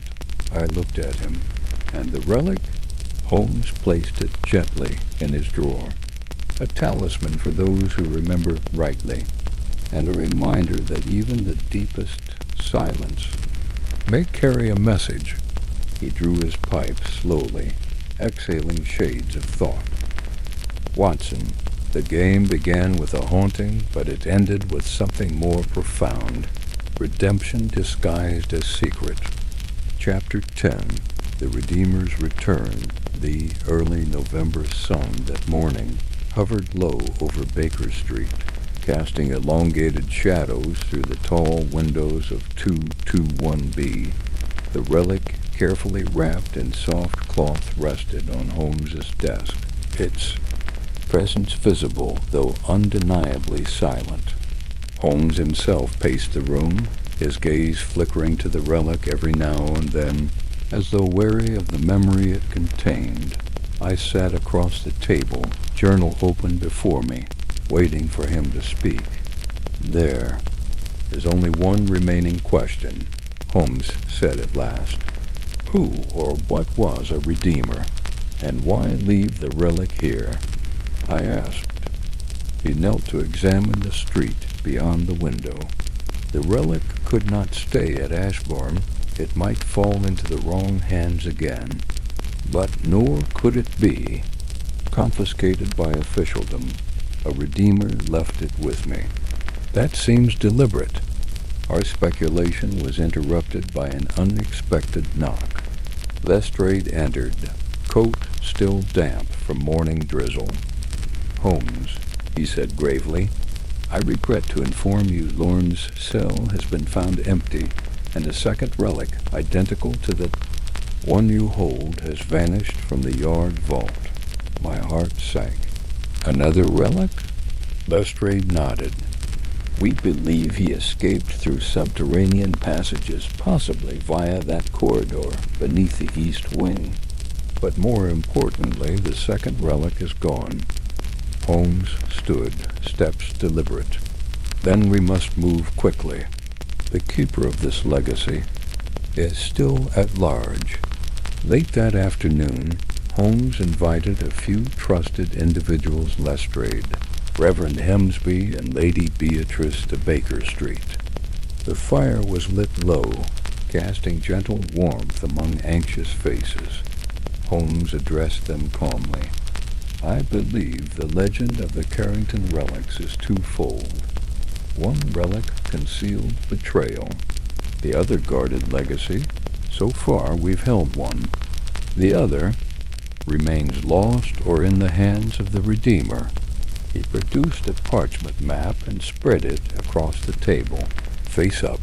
"This map shows a network of subterranean passages beneath Ashbourne extending into village terrain.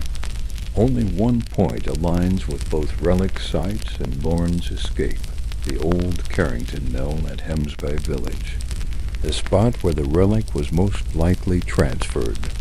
Lady Beatrice leaned forward. "The mill was long abandoned." Holmes nodded, "which made it suitable for clandestine exchange. I intend to visit it tonight." That night, after darkness had thickened, Holmes and I accompanied Lestrade and Hemsby to the derelict mill. It stood at the edge of the stream, a crumbling stone building, draped in ivy and silent with age. Inside, wooden beams sagged, and dust lay thick upon fallen rafters. A single lantern glowed at the center. Holmes moved forward with his lamp, scanning low alcoves and collapsed walls. "There," he whispered. He pointed to a partially bricked-up archway behind the millstones. With Lestrade's assistance, Holmes cleared debris and revealed a hidden flight of steps. Descending into Blackness Dot, we grabbed lanterns and followed him downward. The narrow tunnel opened into a chamber, carved of stone, a forgotten crypt beneath.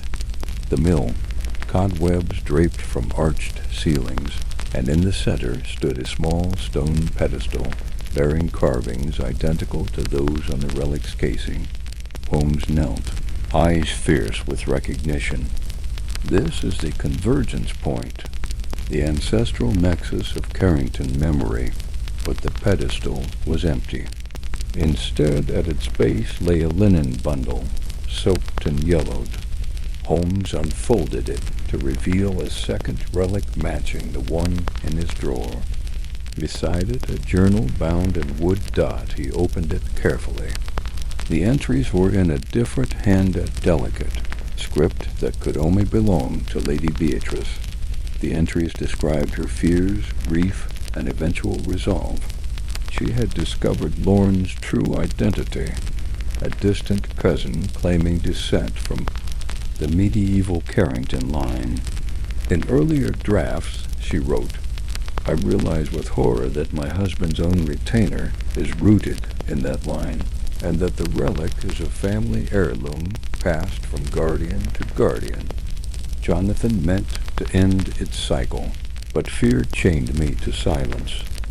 Later entries detailed how she removed the second relic herself, storing it at the mill to prevent Lorne's possession, then added, "The Redeemer is my hand."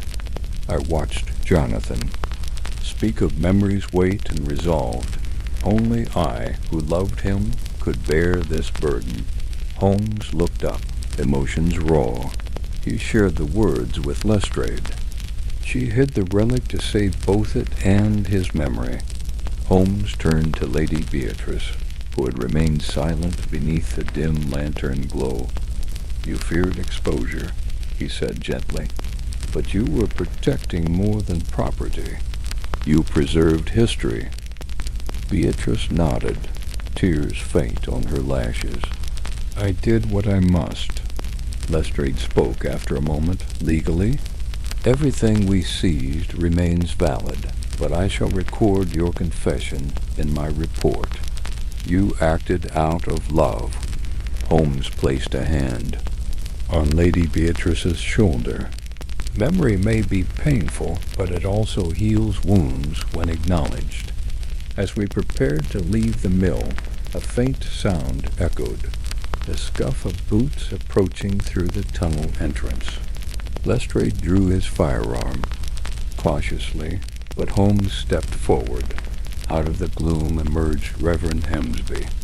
He carried nothing but the original lantern. "I walked with you," he said softly, "because the relic was entrusted to me in faith, not to hold, but to honor." Holmes studied him. "You knew before any of us." The rector nodded. "My ancestors served the Carrington line in secret. When Jonathan died, he entrusted me with the relic's care.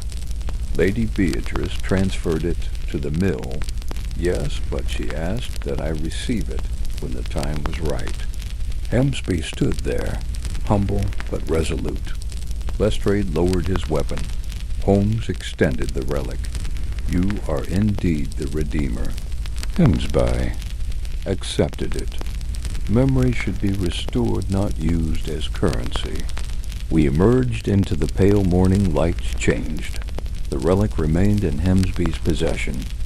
Lady Beatrice, pale but steady, accepted Holmes's assurances. Lestrade spoke quietly. "I will note your role, Reverend, and I will remain silent as you asked." Holmes offered a final gaze at Beatrice.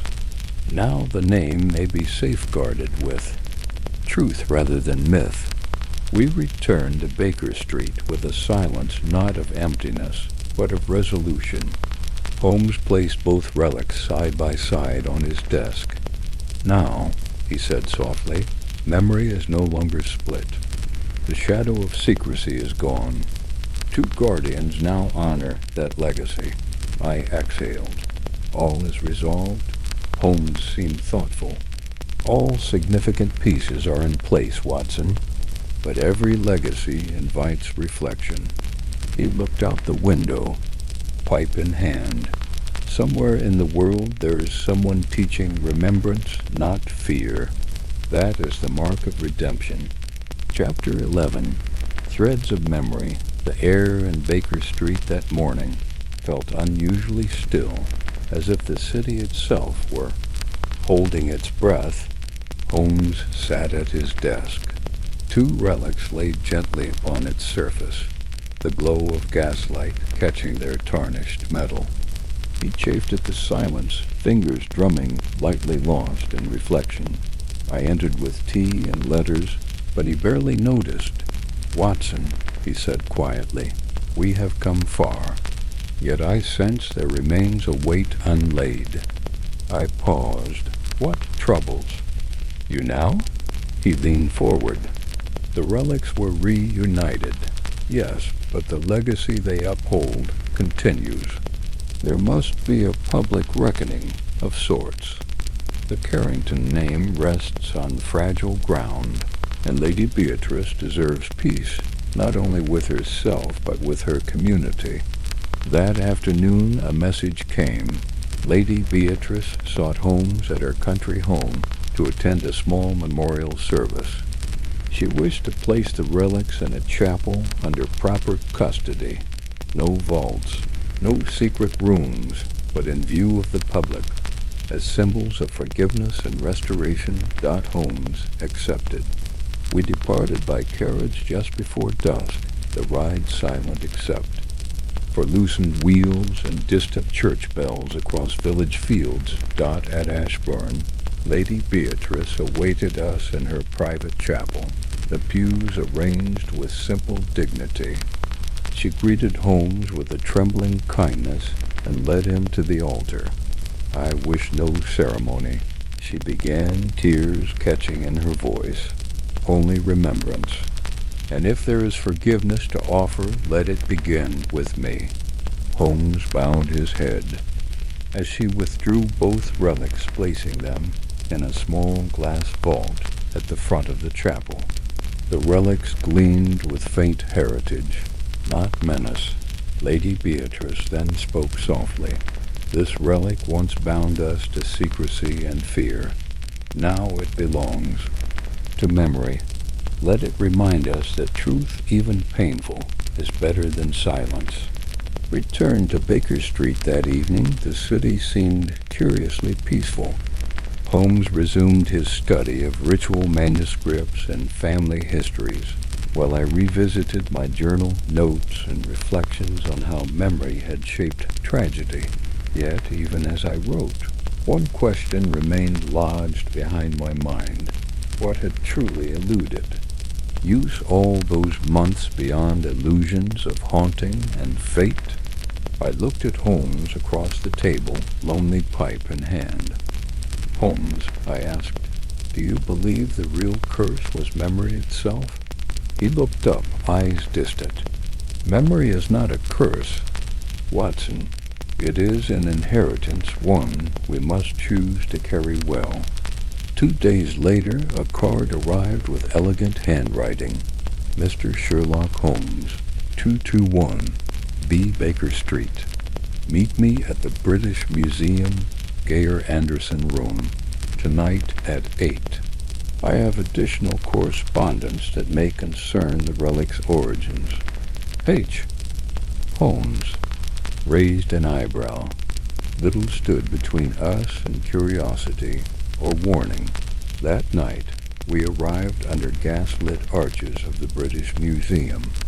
In the hush of ancient artifacts, Holmes led me through the dim galleries to the Geyer Anderson Room, Egyptian statuary, and candle light.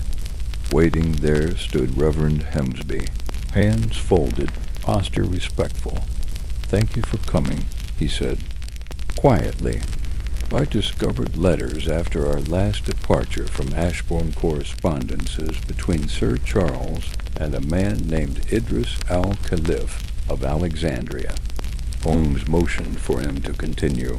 "The letters spoke of a relic destined to be safeguarded in the lineage but also of memory as living history.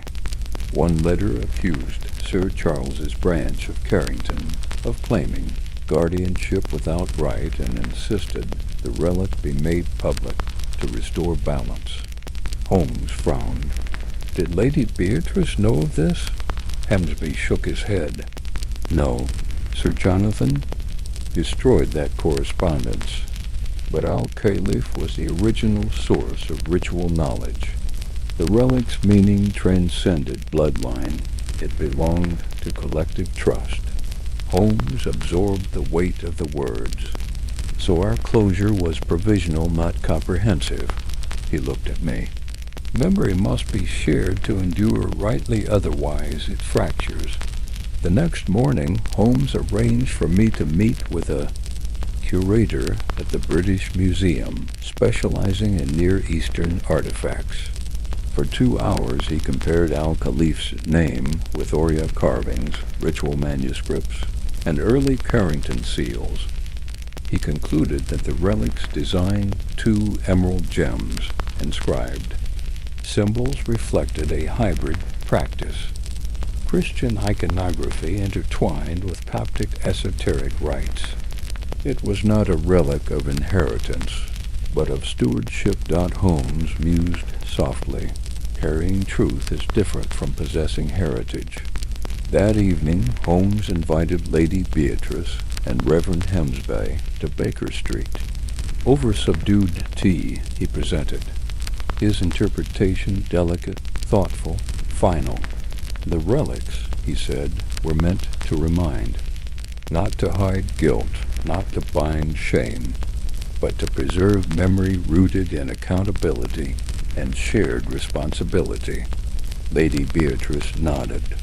Then I must entrust them to public care, not in secret chapels, but in trust. Holmes agreed. He would. Write to the National Archives, requesting the relics be curated in proper historical context. Reverend Hemsby spoke at last. Sir Jonathan's fear was that the relic would corrupt memory, but it may also restore it. A week later, Holmes and I attended the informal deposition of the relics at the National Archives in London.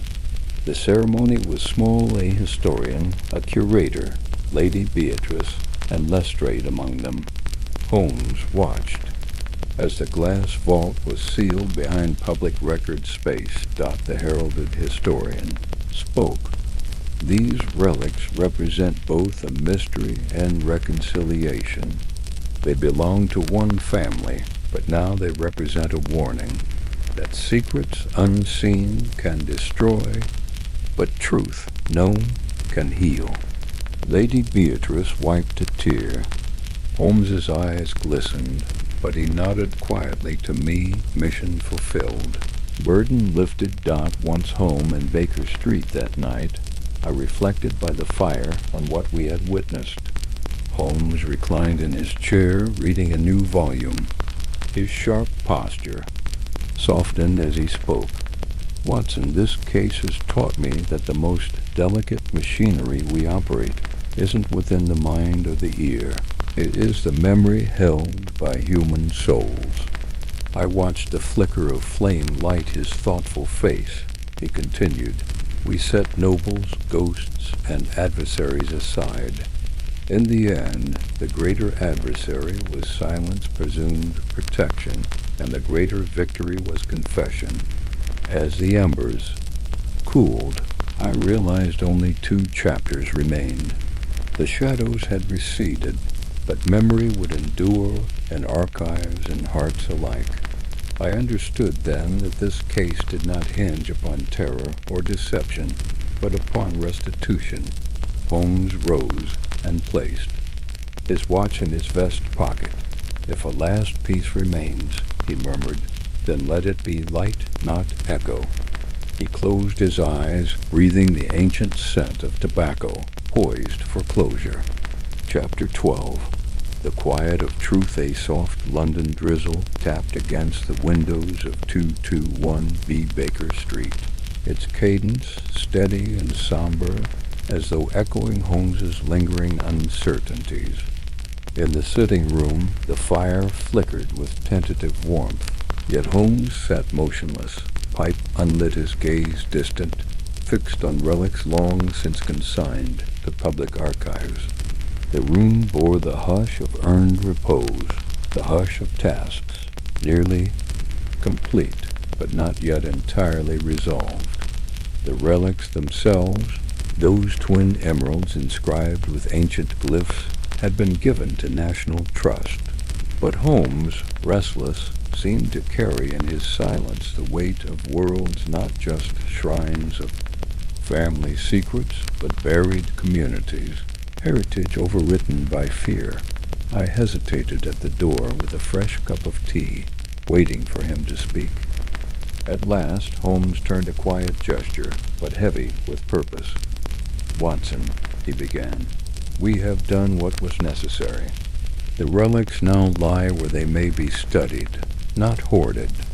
But I fear that our work remains incomplete." Alarm registered on my face. How can that be? Everything seems accounted for: confession, restoration, archives. He remained solemn. Yes, but what of the origin? The so-called spiritual lineage? Idris al-Khalif, the broader network these relics once served? Holmes rose and paced the book-lined wall. His words carried both urgency and resignation. Battery and truth and silence remain murky.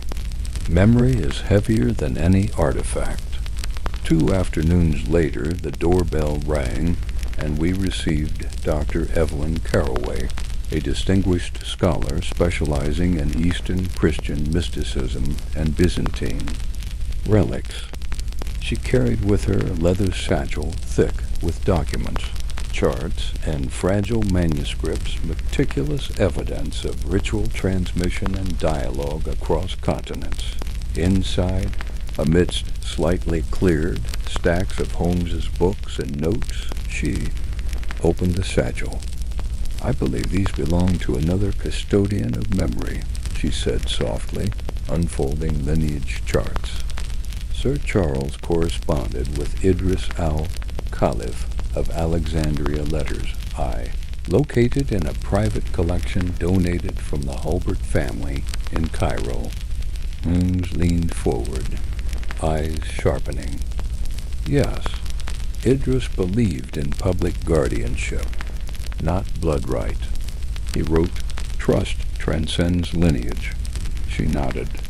Yes, it meant memory belongs not to the few, but the community. I also found a final undelivered letter addressed to the Guardian in London. It was sealed, never sent, but later discovered among Sir Charles's papers. Holmes absorbed this with growing gravity. Then we must locate it, preserve intent as well as object. That evening, by arrangement, we visited the British Library, navigating to a restricted archive reserved for rare Oriental manuscripts. Dr. Carroway's presence granted access under watchful supervision.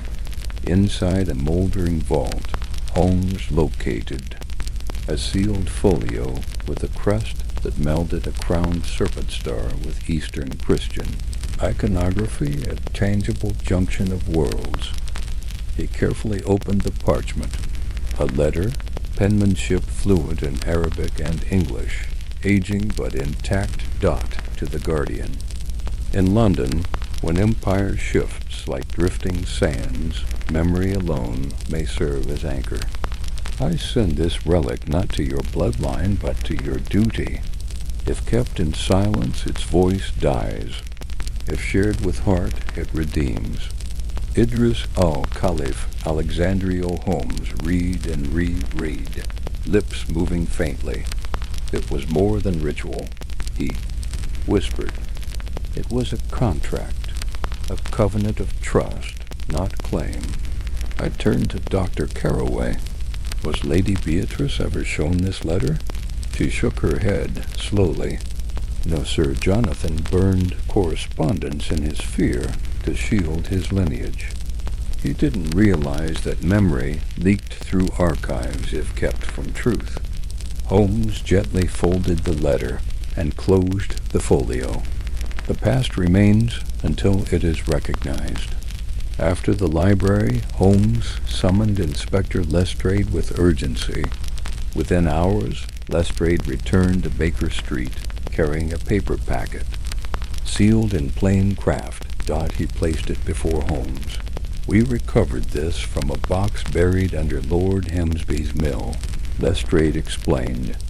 "It was hidden among Lorne's old effects. Identical to the other relic, but only one emerald remains. The second crystal is gone." Holmes's fingers traced the casing mark. S.C. Lestrade handed over the gemstone. Sir Charles's initials. "Sir," Lestrade said, "we found it recently. Lorne must have kept it. Too late to return." Holmes stared. A final fragment withheld. Not malicious, but withholding nonetheless. Even so-called redemption can carry omission. Holmes arranged an after-dinner meeting in our sitting room. Present were Lady Beatrice, Reverend Hemsby, Dr. Carroway, and Inspector Lestrade. The windows were drawn against the evening gloom. Inside, candlelight and shadow mingled over relics, letters, ledger parchments, a final symposium in soft candle flame. Holmes spoke first. This story, the story of memory, burden, and confession, not only belongs to Carringtons. It spans continents. Idris al-Khalif entrusted not an object, but a principle. Memory must not be weaponized, but shared. Only then does it redeem. He swept his gaze around the room. The relics now rest with public archives, but the missing gemstone, stolen ore, withheld remains in private possession, and the letters sealed in Cairo archives must be repatriated, placed with the relics, alongside records that acknowledge it fully. 2 days later, Holmes and I accompanied Lady Beatrice and Reverend Hemsby to the National Archives. The glass vault labeling read Carrington Relics and Historical Documentation, unassuming but resolute. Curators referred to the relics, the inscription logs, ledger pages, Idris's letter, and photographs of the mill crypt. Holmes watched as they were placed behind secure glass, catalogued for public study. Lady Beatrice stood with reverent composure. Dr. Carroway verified catalog entries. Lestrade quietly witnessed closure beyond legal bounds. Holmes remained quiet, his expression to me silent but resolute. This was justice rendered in transparency.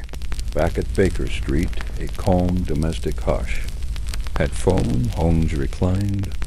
I sat against the hearth wall, mind racing with what we had unearthed.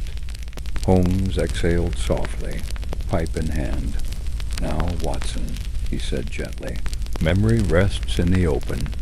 But more than documents, this case taught us the currency of trust passed, not in chambers or vaults, but in the hands of those who share.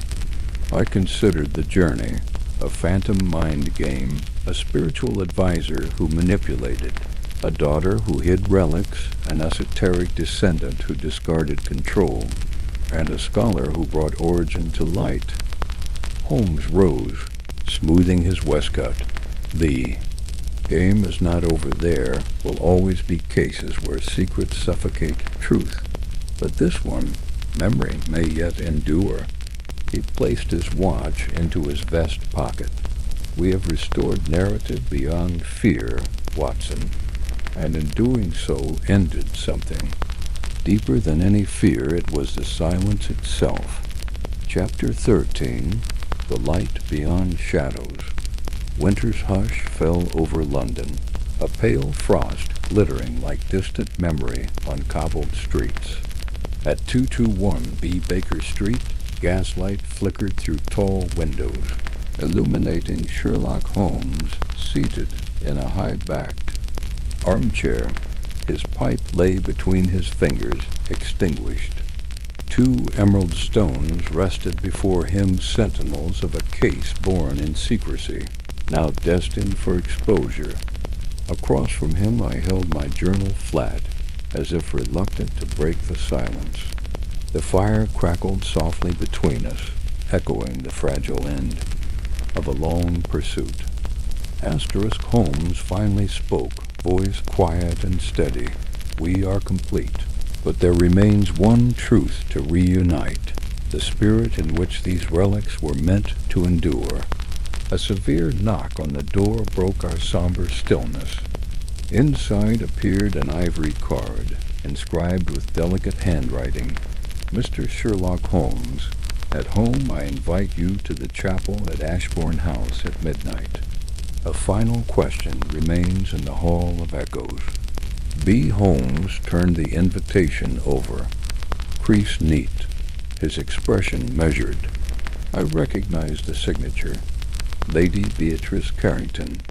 We leave at 11:30, Watson, he said. One final reckoning awaits. He donned his overcoat with deliberate care. Each motion contained purpose. The drive south carried us through fog-limned lanes.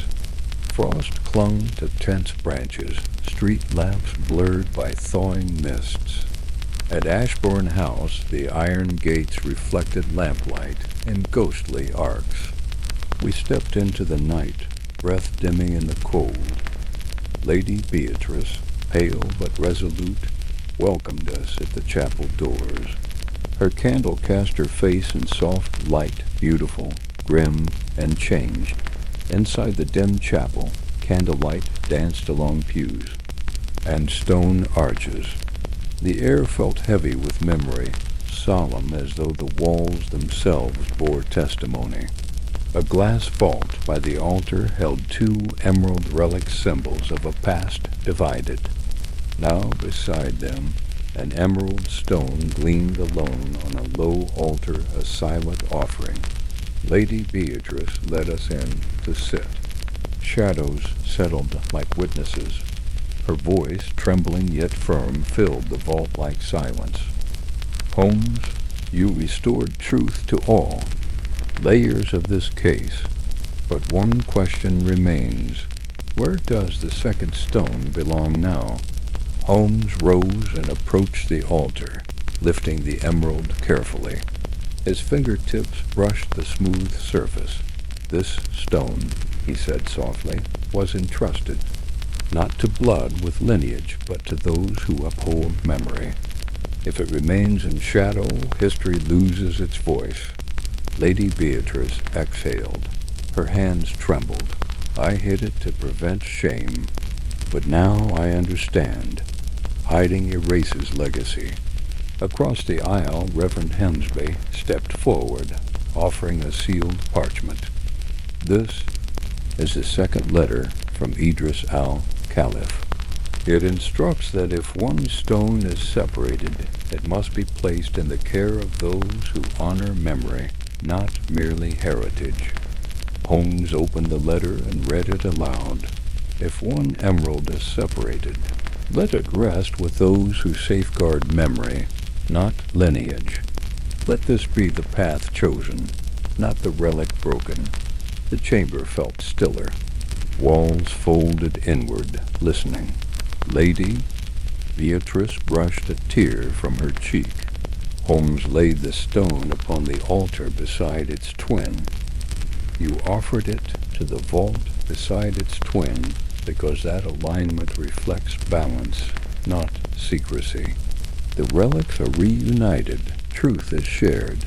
She turned to him. You taught me that confession gives meaning to memory. Holmes inclined his head in silent acknowledgment. As we exited the chapel, the air once heavy felt gentled. The glass vault caught our last glimpse. 2 emeralds side by side, clarity behind glass. Candlelight reflected pale hope over them. Lady Beatrice clasped her pullover tight. Thank you for guiding memory toward honesty." Holmes offered a gentle nod. At home, the sitting room glowed low in gaslight. Holmes stoked the fire. I placed my journal on the table, its final pages open to reflection. "Watson," he murmured. "We began with paintings haunted by false grief, hidden vaults beneath old crypts and crafted illusions. Yet the cure was never in exposure, it lay in reconciliation." He rose, then reached out, placing a hand on my shoulder. "Memory in darkness suffocates, but memory in light sustains." I watched smoke curl upward from his pipe like fading phantoms. Holmes spoke, his voice steady, each word measured.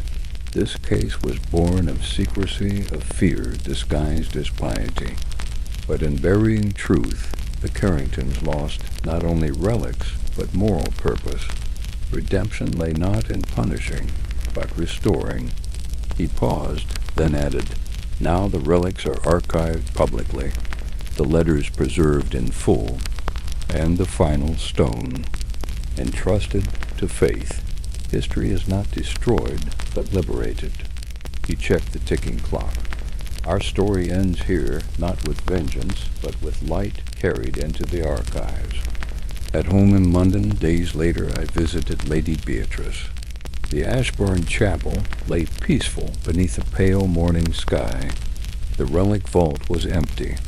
Daylight now filtered through clear glass above it. Dot, we stood near the altar. She looked at me with quiet relief. "You helped me remember with truth, not hide with fear." Holmes joined us, quiet, resolute. Memory, when shared in light, heals. When hidden, it hollows. Her eyes caught the morning, soft and expectant. That evening, back at Baker Street, I recorded in my journal the truth that had unfolded. A legacy cursed through artifice, a ritual misapplied for control, a daughter burdened by silence, a redeemer born of faith-bringing truth back to memory. Holmes looked across at me calmly. "Watson, trust still carries weight heavier than any stone. It demands stewardship, and we did not simply solve a mystery, we restored memory." He stood and checked his watch once more. "The game may continue elsewhere, but tonight memory rests in light." He turned toward the window where London lay hushed and quiet. Only stories told with honesty outlast fate. Final chapter. Legacy of light, a pale, silver dawn crept over London, its fog weaving between the narrow alleys and grand boulevards. At 221 B. Baker Street, the usual bustling world seemed suspended, replaced by a hush that spoke of stories resolved, burdens eased, and memory restored. Sherlock Holmes sat in his armchair, pipe unlit, surveying the relics placed upon his desk. Emerald gems, a sealed letter, ledger pages, maps. Each item had played its role in a drama of hidden rites, family secrets, and spiritual bargains. Now they lay ready for public archival, ready to tell the truth. Across from him I gathered my notes. The case, once a maze of cryptic art, crooked paths and ambiguous faith, was drawing to its natural end, and Holmes himself seemed heavier with softer understanding. The triumph was not in exposing a villain, but in restoring moral clarity. Early that morning, we loosely proposed one last step in our investigation, a visit to the National Archives, where the relics and documents were to be placed. Now that every piece had been revealed, at the archives, Lady Beatrice, Reverend Hemsby, Dr. Carroway, and Inspector Lestrade joined us. The atmosphere was ceremonial, yet restrained. Curators laid out the final vitrines, relics, Idris al-Khalif's letters first and second, ledger annotations, translated charters, and correspondence logs. Holmes moved among them with quiet reverence, checking catalog references and giving final directives for accessibility and preservation. To Lady Beatrice, he said, "Your legacy now belongs not to fear, but to history. These relics will serve not as vestiges of guilt, but as evidence of restitution." She nodded silently, eyes firm with thankfulness, as Lestrade oversaw the closing of the display. That evening, with London shrouded in fog and muted gaslight, Holmes and I returned to Baker Street. The room felt quieter than usual, as though the city outside had closed itself in reflection. Holmes paced the fireplace, then turned toward me, shoulders squared, voice calm. This case achieved its resolution not through force, but through restoration. The final piece now lies in the character of those who bear truth. He gestured to the relics in glass. They lie exposed, but behind glass, not to hide or to boast, but to instruct. At that moment, a small envelope arrived by messenger. I opened it to reveal delicate script. To Mr. Sherlock Holmes and Dr. John Watson, may the memory you restored live beyond this case, and may wisdom guide those who guard it. The keeper of Alexandria Archives inside lay a copy of Idris al-Khalif's correspondence, including translations, commentary, and dedication to Holmes and to all future scholars. It represented a bridge between continents and a validation that memory, when shared, becomes legacy. Holmes took the letter, eyes thoughtful. It means our work is not only local. He paused. It echoes far beyond Ashbourne into shared remembrance across cultures.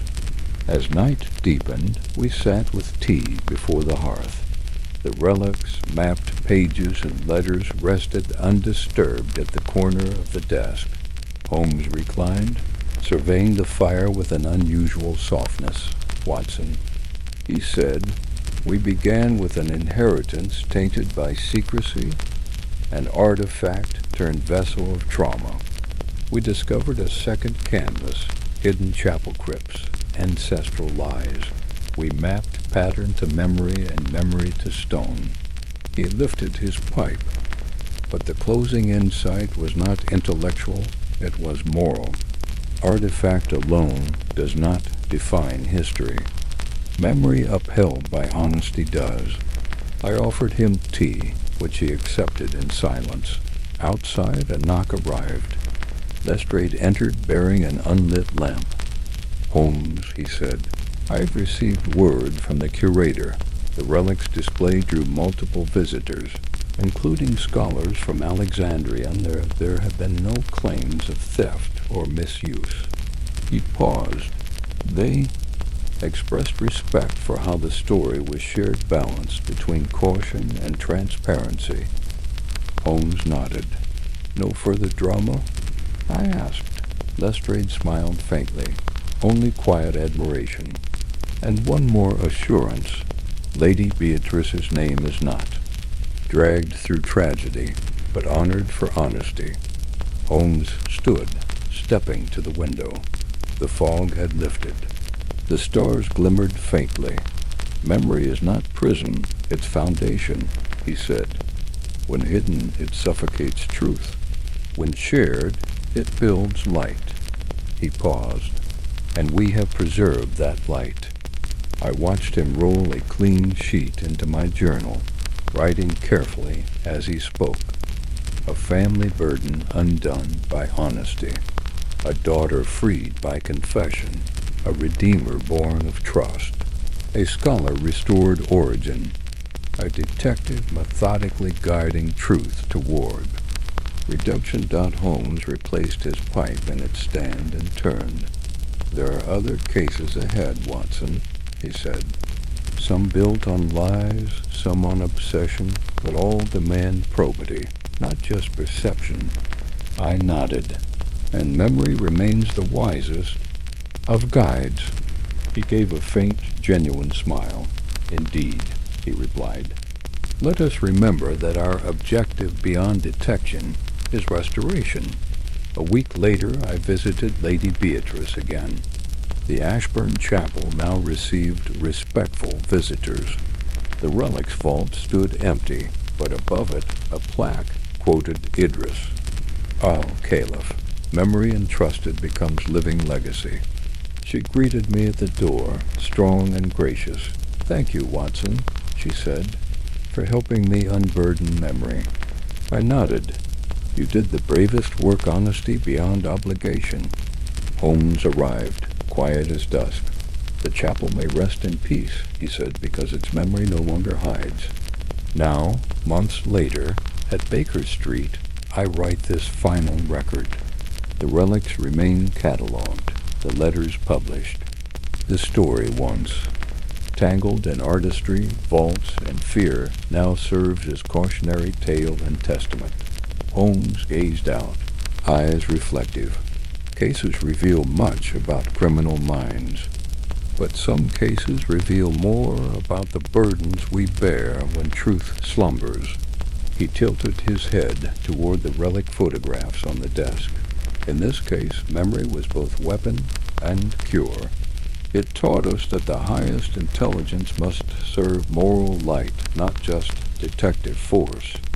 We leave this investigation not with criminal apprehension, nor sensational exposure, but with legacy regained. Lady Beatrice's name honors confession. Idris al-Khalif's origin is honored.